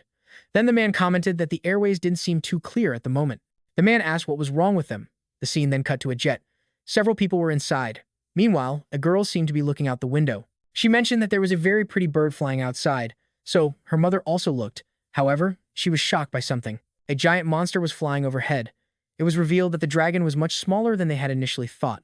But still, it was a reason for everyone around to be surprised. The people in the plane were also shocked. They speculated that the monster was following, wondering if it was a wyvern. However, the other man responded that it was young, so nothing was likely to happen. He questioned why a monster like that was in that area, speculating that a dungeon might have appeared nearby. He was stunned by this revelation because at that moment, a giant wyvern started flying over the plane. Shortly after, it began preparing an attack, engulfing the plane in flames. As a consequence, the plane exploded, plummeting toward the ground in free fall, and the dragon continued flying in the air, eventually joining several of its companions. The scene then cut to 2 cars. Han remarked that the country seemed to have gone crazy, mentioning that they were almost there. Juno asked if that was the place they were heading to. Han, surprised by what he was seeing, asked if that was a haunted house by any chance. In front of them stood a very strange house. As Han approached it, he remarked that it indeed looked like a haunted house. He started to argue, questioning if that was really going to be their guild's headquarters. He asked if the guy who was supposed to install the internet would actually come to such a place. Then Choi mentioned that she had just seen a ghost on the 2nd floor. A discussion erupted among the group about whether to enter the house. Koi said she couldn't live in a place like that. Miso told her to be quiet, saying that she was probably a bit shocked since it was her first time in a place like that. She mentioned that the renovation would start the next day, so there was no need to worry. Park Vin asked what the problem was, stating that he really liked the place and that they could move in right away. Choi approached the protagonist and asked if he was crazy. Miso remarked that a man with wild instincts would act impulsively, wondering if they should mark the boundaries of the land. That way, they could decide how much land to take over. Park seemed to ponder the suggestion. At that moment, he appeared to use a kind of ability. A light began to envelop the area, leaving everyone surprised as the tree spirits seemed to be appearing. The spirits appeared to be heading toward a specific location. Miso asked what he was doing, and Choi mentioned that he was marking the boundaries of the land. The spirits seemed to be doing something, and suddenly sprouts of trees began to grow, which quickly turned into a massive forest. Everyone was amazed by the speed at which the trees were growing. A forest had appeared in the middle of that area. Park then announced that he had finished, stating that the perimeter was likely about 1 kilometer from the house at the center, so they should mark the land up to that point. With a smile, Miso said that it looked great, declaring that from that day on the area would be designated as the Shugal Guild's territory. Thus, everything within the territory would belong to the guild. Park asked if they weren't being too generous, considering he only needed to stay in the country for a few months. Miso responded that they were just following protocol. Besides, her department viewed Park as part of their family. Park in turn said he liked that. Shortly after, Miso asked him to sign the contract. However, Choi intervened, telling him to read it carefully, but Miso insisted that he should just sign it. Afterward, it seemed like everything had been settled. They all agreed to do their best until the portal opened. Park, for his part, said he would keep his promise. Miso then asked him to trust the government. They drove off in the car. Choi demanded that the renovation team be sent to the site or she would leave. The car soon drove away. Miso, irritated, commented that the girl was becoming more and more of a problem. Another man asked if such a large territory could be maintained by so few people. Miso replied that if they couldn't, she would use that as an excuse to send her personnel there. For that reason, she asked for a list of attack units above level 5 and to have them ready. The scene then shifted to an unknown ship. Several bandits seemed to be trying to board it, mentioning that they had hit the jackpot, so they started shooting at the ship. The group inside the ship seemed very desperate, immediately calling for help. They began sending several SOS messages to nearby people. At that moment, the bandits started boarding the ship. One of the men told them to start the engine and hide in the engine room. However, it didn't seem to be enough. Everyone was soon shocked by something. In a matter of seconds, all the men on the ship were thrown into the air. Right after, a tentacle appeared and a gigantic creature seemed to be trying to swallow the ship. As a consequence, the ship began to sink. The other man, who appeared to be the captain, fell into the water. At that moment, a giant monster appeared right in front of him, swallowing him whole. It was then revealed that several sharks with unusual forms were lurking in the waters. Meanwhile, a helicopter flew over the area, reporting that they had reached the coordinates sent by the boat. After searching a 16-kilometer area, there was no sign of the ship. Meanwhile, the giant tentacle remained below the surface, soon heading toward another ship. The scene then cut back to the protagonist's clan house.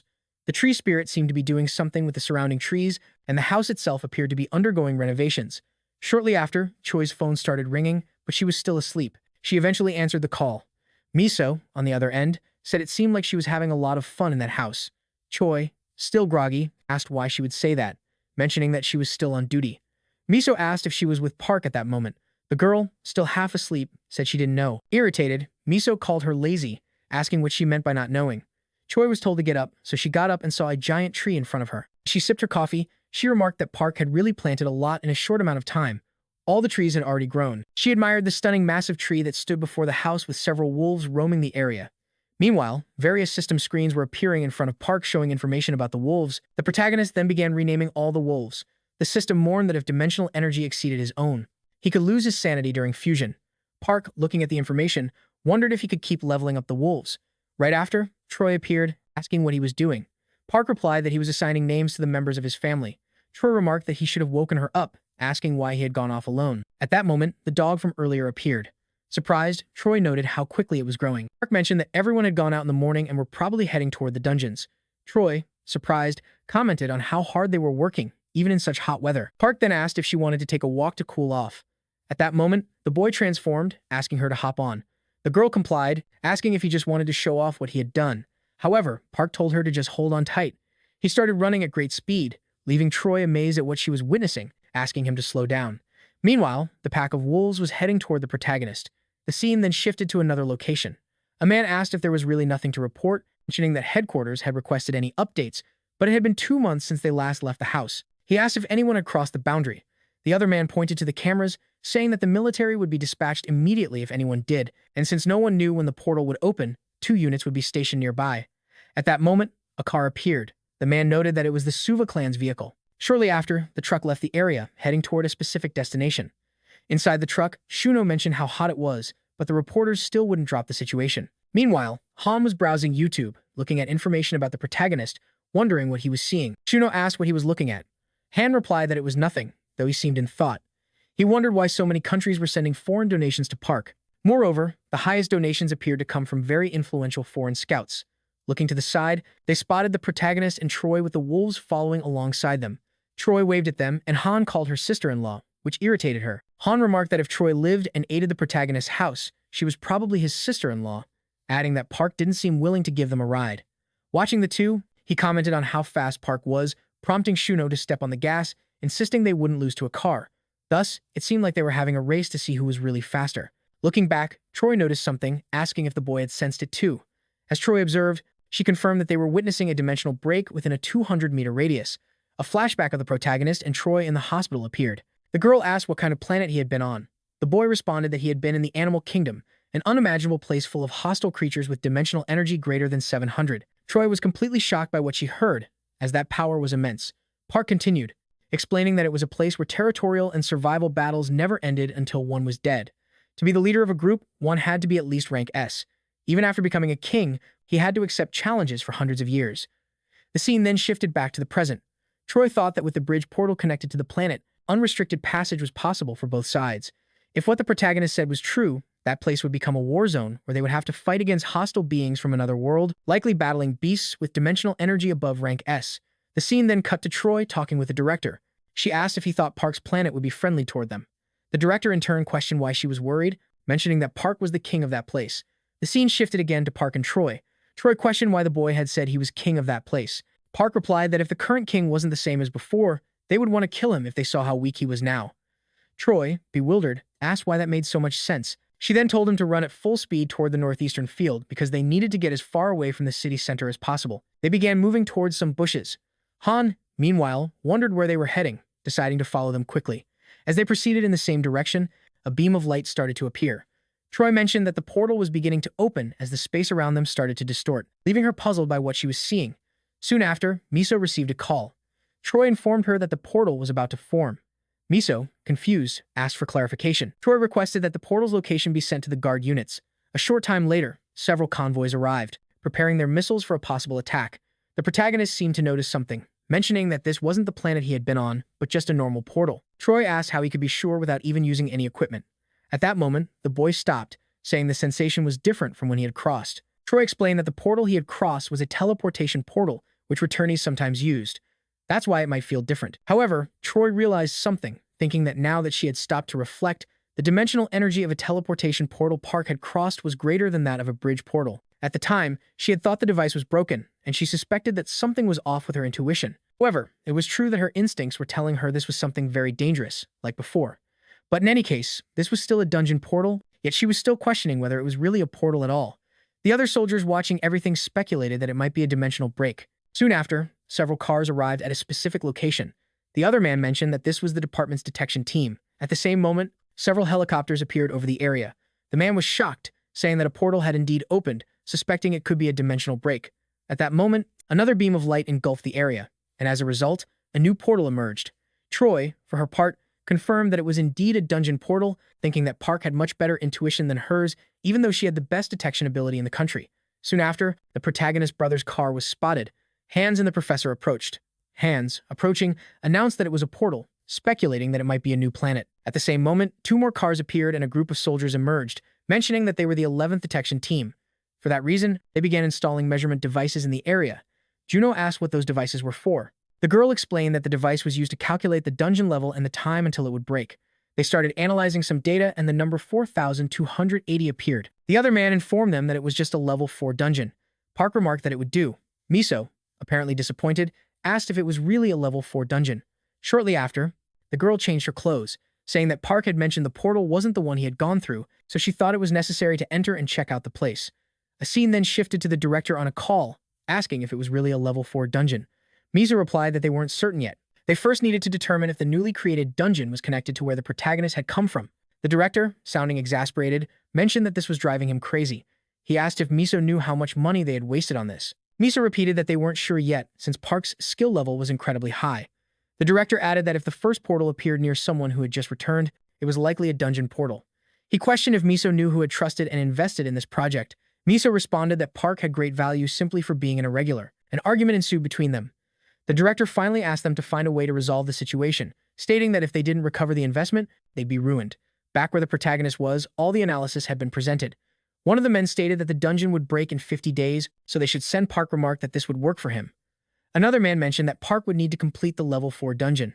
Park asked if that would be difficult given the current number of guild members.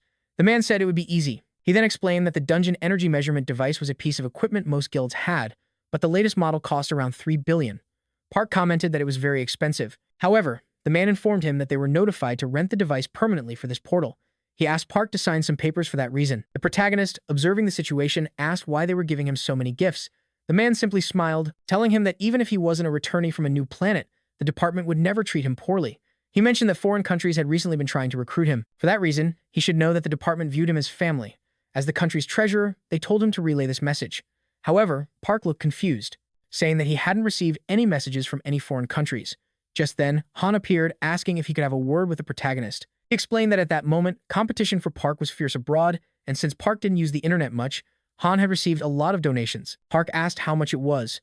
Han said it was around 5 billion. The protagonist placed a hand on Han's shoulder, telling him that no matter how much he liked money, he shouldn't become a slave to it. He said that while living life, he would realize that having someone to talk to is far better than that amount of money. Han seemingly sat and said he would keep Park's words in mind. He explained that the foreign countries wanted Park to at least see what they were offering. Han said he had to show him 3 offers. Park asked what Han had done. Han replied that the countries hadn't sent assassins just because he didn't show them the offers. Park told him to just say that he showed the offers, but was ignored. He then asked Han to grab Juno and change clothes for their return. Han said he would take some of the donations and send the rest to the guild's treasury. The protagonist told him to do as he pleased. Han, thinking that Park was very generous and exactly his type, was pleased to have just gained over 3 billion. Time seemed to pass. Park asked if everyone was ready because they were about to enter the dungeon.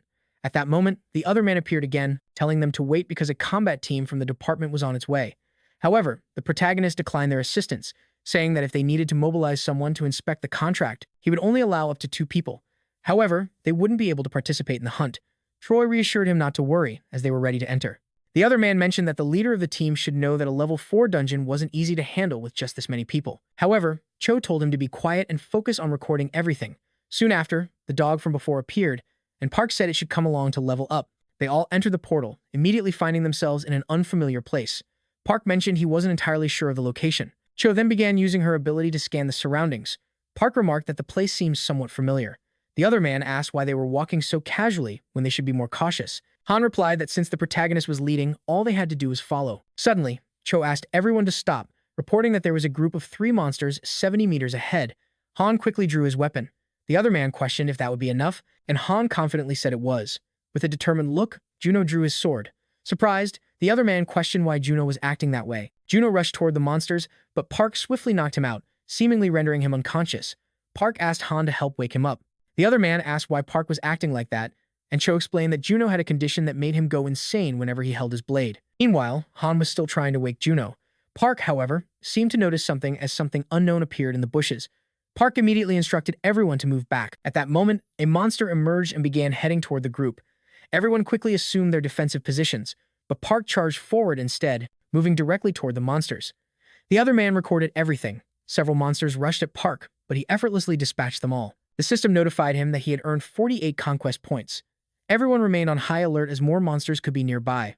Park was surprised at the speed of his reaction, wondering if this was real. Park then reminded Juno not to forget about the loot. The 2 of them began harvesting the stones from inside the monsters. The other man commented that Juno seemed normal outside the dungeon, but once he held a knife, he became a psychopath. Cho told him to stop talking and focus on moving forward. Park announced that he would start killing the monsters next, so everyone should stay on guard. After collecting the stones from the defeated monsters, the other man watching everything wondered if sending C-rank soldiers and interns to deal with a rookie and a psychopath was wise. Park then called for the dog, asking it to head into the forest and bring more monsters back. The dog followed Park's command and headed into the forest. Meanwhile, Cho and the other man observed everything, wondering what would happen if a horde of monsters came charging toward them. As the team leader questioned if they would be okay, Cho simply told him to keep recording. Soon after, Park announced that the monsters were coming, and a loud rumbling echoed through the area. The other man was panicking about everything that was happening. Han, noticing that Juno was losing control, told him to take a tranquilizer. However, Juno, driven by madness, charged toward the monsters. At that moment, the dog reappeared, and an arrow flew straight at it. Juno managed to dodge the arrow and successfully struck one of the monsters, rushing toward them. He quickly advanced, finishing the monster with ease. Immediately after, the other man warned Juno to be careful, as there was a monster right behind him. However, it was already defeated. Han had taken it down from behind.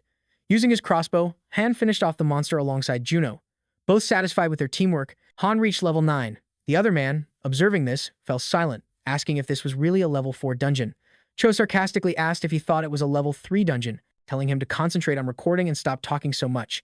Suddenly, the dog appeared to be on high alert, and Park noticed this. At that moment, a monster emerged from the bushes, rushing toward the protagonist, who swiftly drew his dagger. The scene shifted to a car amidst a large crowd. The other man seemed to be welcoming the sector director, while Miso asked what he was doing and if he had a death wish, questioning why he hadn't moved out of the way yet.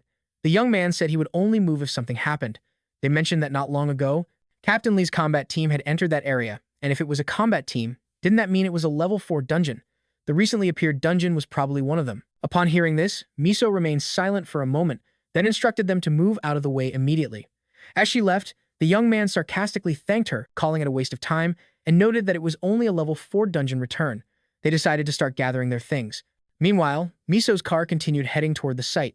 One of the men in the car commented that it was probably a confidential operation and asked what they would do if the information got leaked. Miso questioned what he thought was more important, higher-ups playing with money or the protagonist. The man admitted that the protagonist was likely more important. Miso then said that if they revealed to everyone that Park was a returnee from a dungeon, the news would draw a lot more attention. The man asked if Park would be okay. Miso explained that this was why they were heading to the protagonist, trying to find a solution. Meanwhile, the teams were preparing to enter the portal. The captain asked if they were ready, stating that they were about to take down some monsters. A soldier requested they wait a moment, as someone had asked them to hold off. The man asked why they had done that just as a car arrived on the scene. A woman stepped out of the vehicle.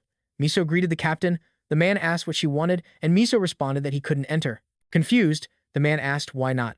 Miso explained that as long as Park hadn't agreed to cooperate with the combat team, crossing the portal wasn't permitted. The man, frustrated, asked what kind of nonsense she was talking about, given that the team had to reprogram their plans and rush over in vain. Miso replied that certain things had happened, and for that reason, they couldn't enter the portal. The man argued that there was a flaw in the contract clause, asking if it made sense for only a reconnaissance team without combat experience to go in. Miso responded that they were planning to amend the contract, and she had come to resolve the issue. It also involves something related to the director.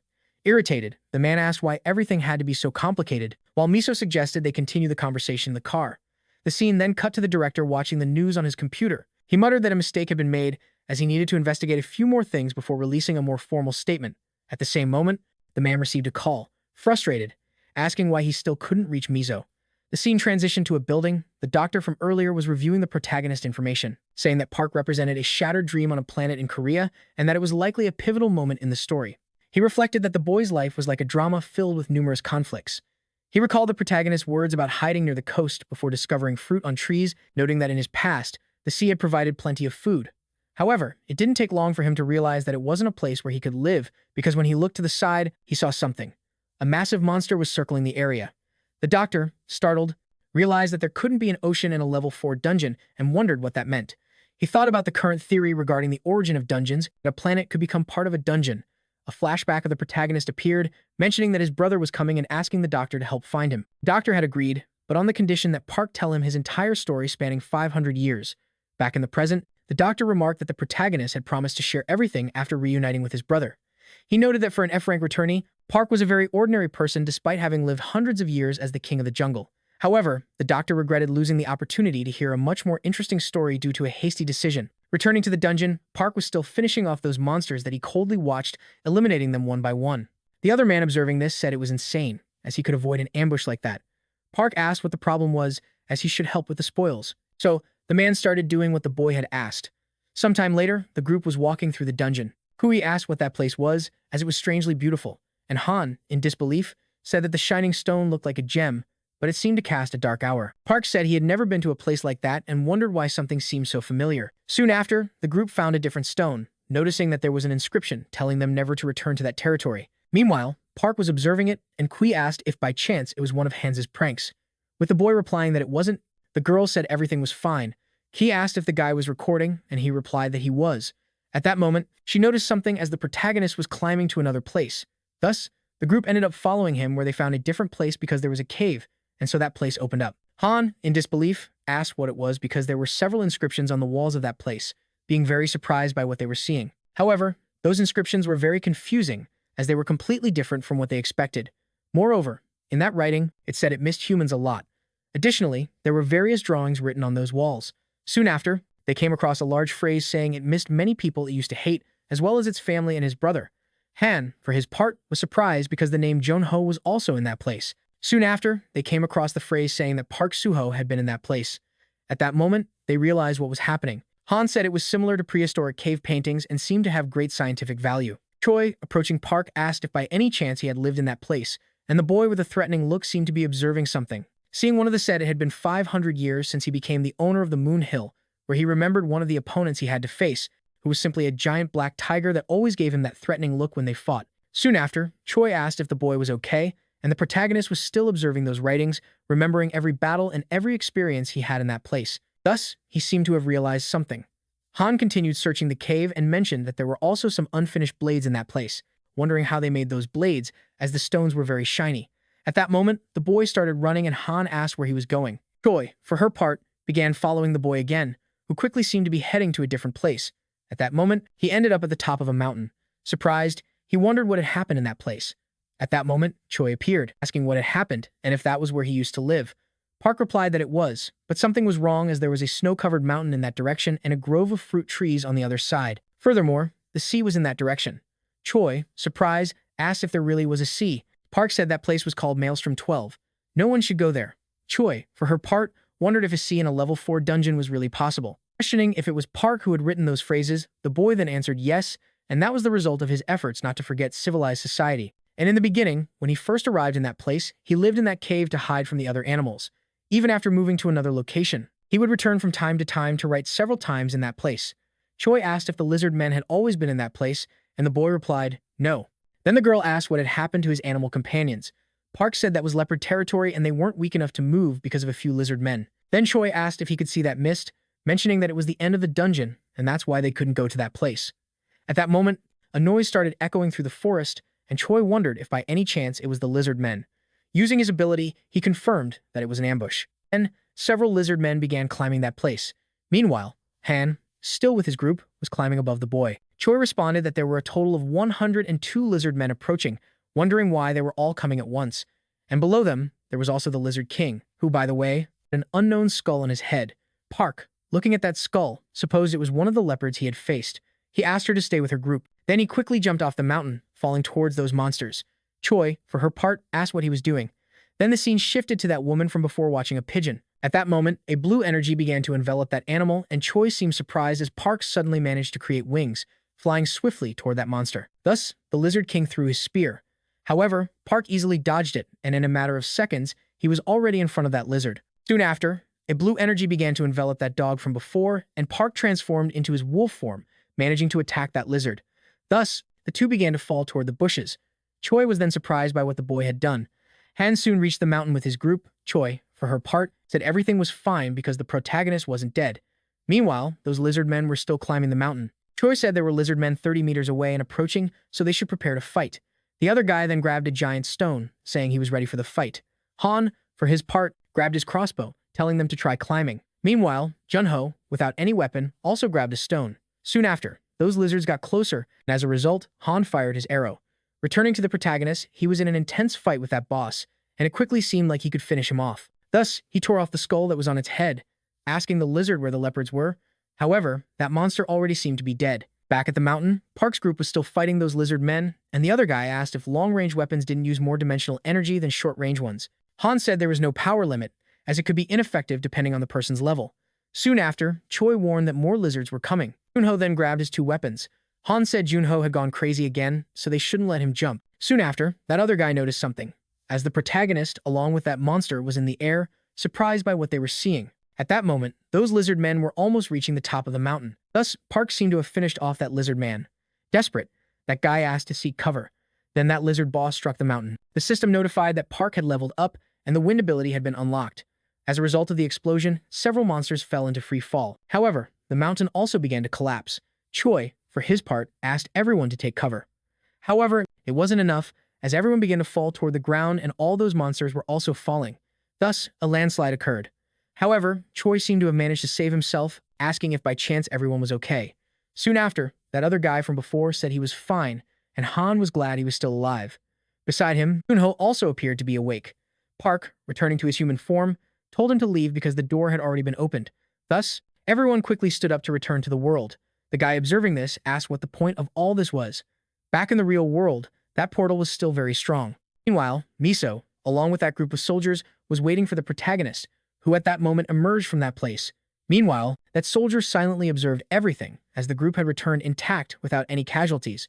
Observing the protagonist, the guy asked if that was Park, because he seemed a bit weak. Soon after, Miso approached the protagonist, trying to greet him. However, the boy transformed into a pigeon and then started flying towards somewhere. The other guy watching this was very surprised, wondering if he had really turned into a pigeon. Then Miso asked if something had happened, and Choi said if she had gone there to negotiate, she should just leave. Miso asked what had happened with the recording, and Choi asked to simply return to the headquarters with Chief Kim. However, the girl responds that she also needed to go with them. Choi, in turn, asks the reason for that, and the girl replies that the mission to observe Park ended at that moment and for that reason, she was dispatched. Additionally, she had received a mission to assist at the border of the field near the north of Do. The other guy says that 4 members of the portal management would remain in that location, as that was the minimum required to take care of the equipment. Chunho, shaking the guy's hand, asks him to relax as they would take care of them as guests. The guy observing the protagonist's brother is surprised, as in real life he was completely different. Then the scene cuts to the other guy asking what he meant by going back, questioning if he hadn't said they should cooperate with the protagonist, and Miso replies to just return and talk about his salary. Besides, the director was waiting for him, and for that reason, they should return right away. The man responds that wasn't the issue, asking why Park had refused to meet with them. Thus, a discussion between them ensued, and Han, along with Chunho, were watching all of it. Han says he was just irritated by the way that guy talked, and Chunho asks to just leave. Soon after, the scene cuts to several buses heading somewhere. Next, someone calls Miso and exalted asks where she was and if she had told everything to the press. However, the girl replies that everyone was retreating at the moment except for the management team. So, she asked them to resolve it later. Moments later, a guy shows some people a recording where an inscription in Korean appears. Then he asks if everyone saw this inscription in Korean. And with this inscription, they discovered Park Soo-ho's diary written on the walls of the cave. In the recording, the guy suddenly jumps and throws the Lizard King away.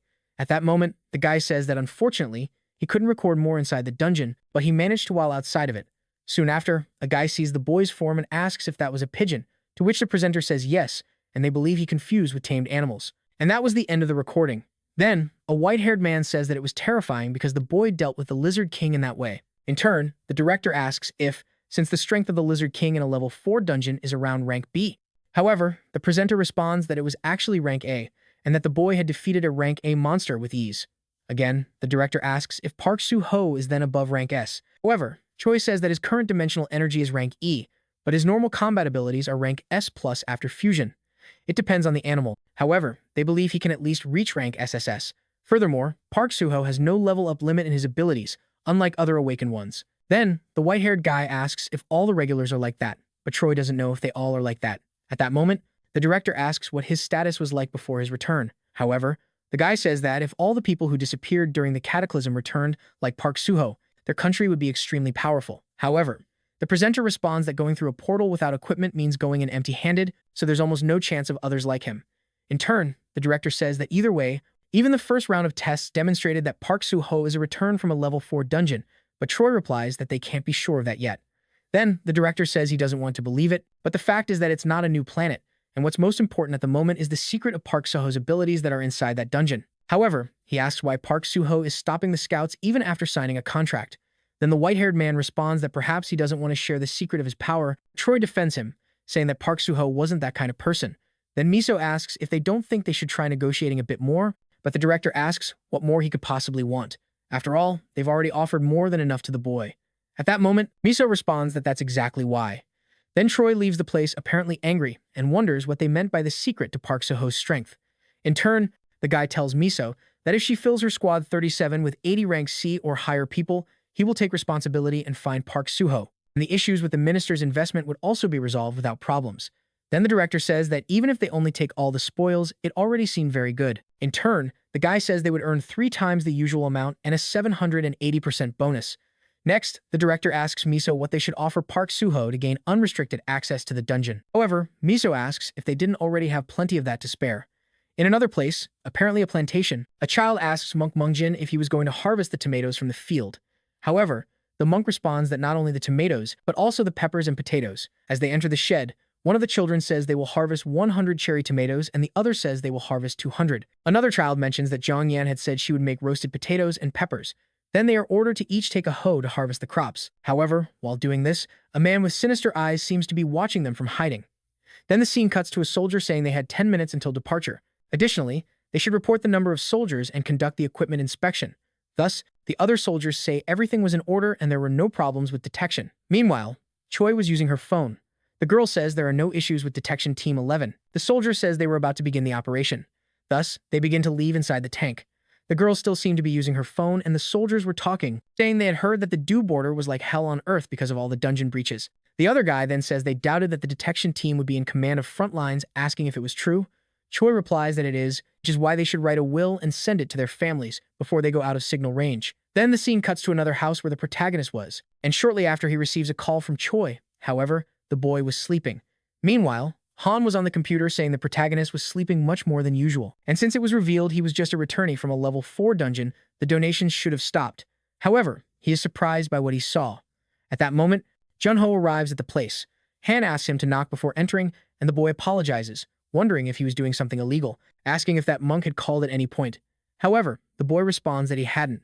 Junho says he couldn't reach, and wondering if something had happened, Han asks if he had reached divine enlightenment, but either way, he was probably having fun or playing with the kids in some way. Observing, Junho asks what was in his hand, and the boy responds that his grandmother said he seemed to be hallucinating due to a vitamin deficiency, so she bought him some supplements. Han asks if he didn't think the protagonist was sleeping too much, and the man replies that he was planning to wake him up. Meanwhile, in Park's room, the boy seemed to have already woken up and was looking at the giant tree in front of him, thinking that he had already suspected he could reunite with his friends when the portal opened. But the land he returned to was only a small piece of that place. Instead of meeting his friends, it was filled with red lizards he had never seen before, so he had no idea where his red wolf family could be. Additionally, his greatest enemy, Kuro, could be somewhere with that other giant gorilla he had fought before, wondering where they could possibly be and if they had fled to another place in fear of those lizards. However, he changes his mind instantly, asking if it really mattered, because if they were destined to, they would reunite one day. Soon after, Juno enters the room asking if he was awake, so they should eat something. Park replies that he was already awake and had slept so much that he didn't realize he was hungry. Thus, the two leave the room and Choi was still trying to call the young man. A while later, the protagonist was already having dinner at the table with the two, asking where that blonde girl had gone. However, they were surprised by what they heard, asking if he didn't know the name of that woman. However, Park asks if her name wasn't Blondie, questioning why they were acting that way. In disbelief, Han says her name was Choi, asking if by chance the two of them weren't seeing each other before. Park, in turn, asks if he was talking about that house there. Then Juno asks if they thought they were going to send her to the field. Park says he didn't know what he was talking about. Juno says she had called because the protagonist didn't answer his phone, and besides, they needed to recruit new members for the guild. Park asks if they really needed to do that. Juno replies that yes, they did, because they needed people to handle the portal meter, and they didn't know when a portal could sprout in her territory. Next, the protagonist asks Han if he happened to know where they could recruit more people. The boy says he might know if he asked an old boxing friend. Park asks if that monk had come back before. Juno replies that he hadn't called either and hadn't said where the elderly orphans were living in Seoul. Irritated, Han says that monk was still not answering his phone and he wasn't someone who did that. The scene then cuts to the battlefield and meanwhile, Choi was still waiting for her orders. Looking at her phone, she realizes she was in the red zone with the Necroiles, wondering if that was on the original route. However, she forgets everything and ends up turning off her phone. Then the scene cuts back to Park realizing he had 2 missed calls from that girl. Soon after, he tries to call her. However, that number was already unavailable. The scene then cuts again to those tanks heading to a certain location, and around them were several zombies surrounding that place. Meanwhile, Park was still trying to make that call, and Choi's phone was apparently covered in blood. Thus, Park realizes she simply wasn't answering. Soon after, a car arrives at the protagonist's residence, and Meisu tells Junho they had just arrived, asking if she could meet with the protagonist. The other man looking to the side finds Park, who was sitting in a chair looking at something. Park asks if it was about the inspection. Meisu responds that yes, it was.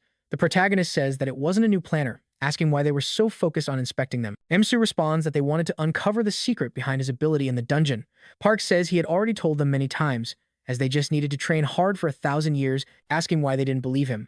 The man then asks him to stop acting that way since they were from the same country, so they should help each other as good compatriots in this time of national crisis.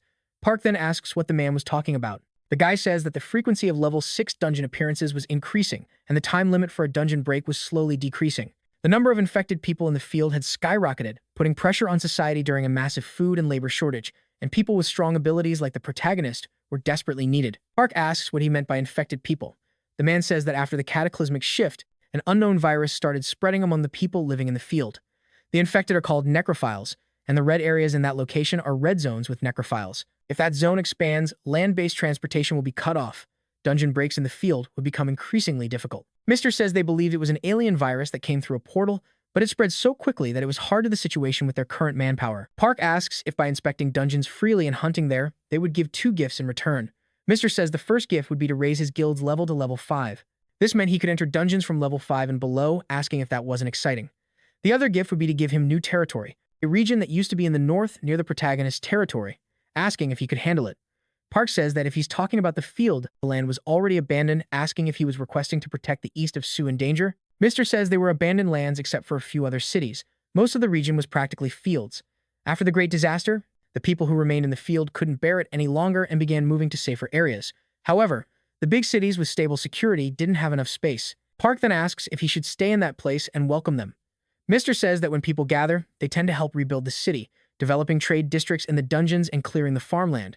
If his guild were recognized for its ability to manage the territory, it would likely generate a lot of profit. In the dungeon's commercial district, the modular mobile house should be used in case of dungeon breaks. Park, observing all of this, mentions that it wasn't a bad offer, asking about the current situation in North Korea. The protagonist says they took a major hit to their command system at the beginning of the Great Disaster. The other man says there were coups, and when the system collapsed, they escaped to the mainland. The remaining survivors are going from place to place, struggling to survive. Since they can't manage the dungeons systematically, breaks are happening everywhere, asking if it wouldn't just be a matter of time before they escape to South Korea. Soon after, the protagonist thinks he wasn't sure if he was mistaken. Then he accepts the offer, saying they should sign the contract. Pleased, Mr. says he made a great decision. Park asks if the condition of staying in the country for 30 days had already been rescinded. The girl responds that it had. Park then says there were two things he'd like to personally request. First, he wanted to meet the scientist who invented the dimensional energy measuring device. Second, he wanted to locate a member of his guild, the monk from before, because he had stopped answering his phone all of a sudden.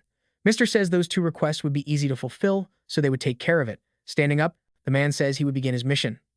Soon after, the scene cuts to a building where three people were sitting beside a chair, apparently waiting for something. The other guy thinks that the SLAYER guild was the mercenary group created by the largest conglomerate in Korea. Recruitment only opens twice a year, but most mercenaries are disqualified during the initiation phase. That guild was the dream of most mercenaries, which is why it was so hard to get into. But when you make it, you receive immense support. For this reason, he applied, hoping to get something even after being rejected by the guild. However, something unexpected happened and he passed the registration phase. Therefore, he was being recognized after working for 3 years in small clans and as an influential mercenary. However, it wasn't over yet. Of the 50 people who passed the registration phase, only 10 would be chosen after the interview. So, he couldn't lose his confidence there. After all, it could be a once-in-a-lifetime opportunity. At that moment, that boy receives an email from someone, surprised by what he was seeing. Sometime later, a woman says they can now leave the room. As a result, the other group begins to leave. That man says that the open recruitment this time had been very poor, so the candidates were quite ordinary. The other woman says they would be good as porters, as they would treat their supplies as if they were their lives. The other man says he found a swordsman. That man had plenty of experience. His name was Jang and he had worked for 3 years but was still in rank E. The guy says if his awakened ability is fencing, it could be worth training him, so he would take that man. Thus, the other man tells him to let the next group in. That guy then calls for numbers 46 to 50 into the room.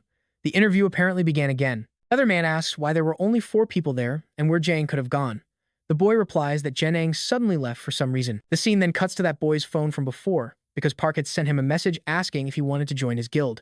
That's why he had left the interview, supposing he shouldn't think about the offer and just accept it. After all, it was the guy who had saved his life and most talked about figure in all of Korea. Soon after, the scene cuts back to that tank again heading toward the battlefield. The other soldier says they should stay alert because they didn't know when they might be ambushed. Meanwhile, several frightening monsters were surrounding the area. The soldier says the roads were becoming more dangerous, so they should have stayed on their usual path. The other says there was nothing they could do as they wouldn't arrive on time if they took the normal route. Soon after, that soldier calls his friend over because he had come across something very strange, wondering what it could be. Looking more closely, he realized it was several zombies devouring the body of a monster. With a menacing glare, the zombies were watching the tank. The soldier says to turn them into dust with the rocket launcher. However, the guy says that if they shoot, the necrolls would become highly agitated. The man says they don't have time, so they should fire. If they manage to get out of that place soon, they would be in the military operations area. Following the captain's orders, the soldier starts preparing the shots. Then the captain orders them to open fire. As a result, the missiles are launched.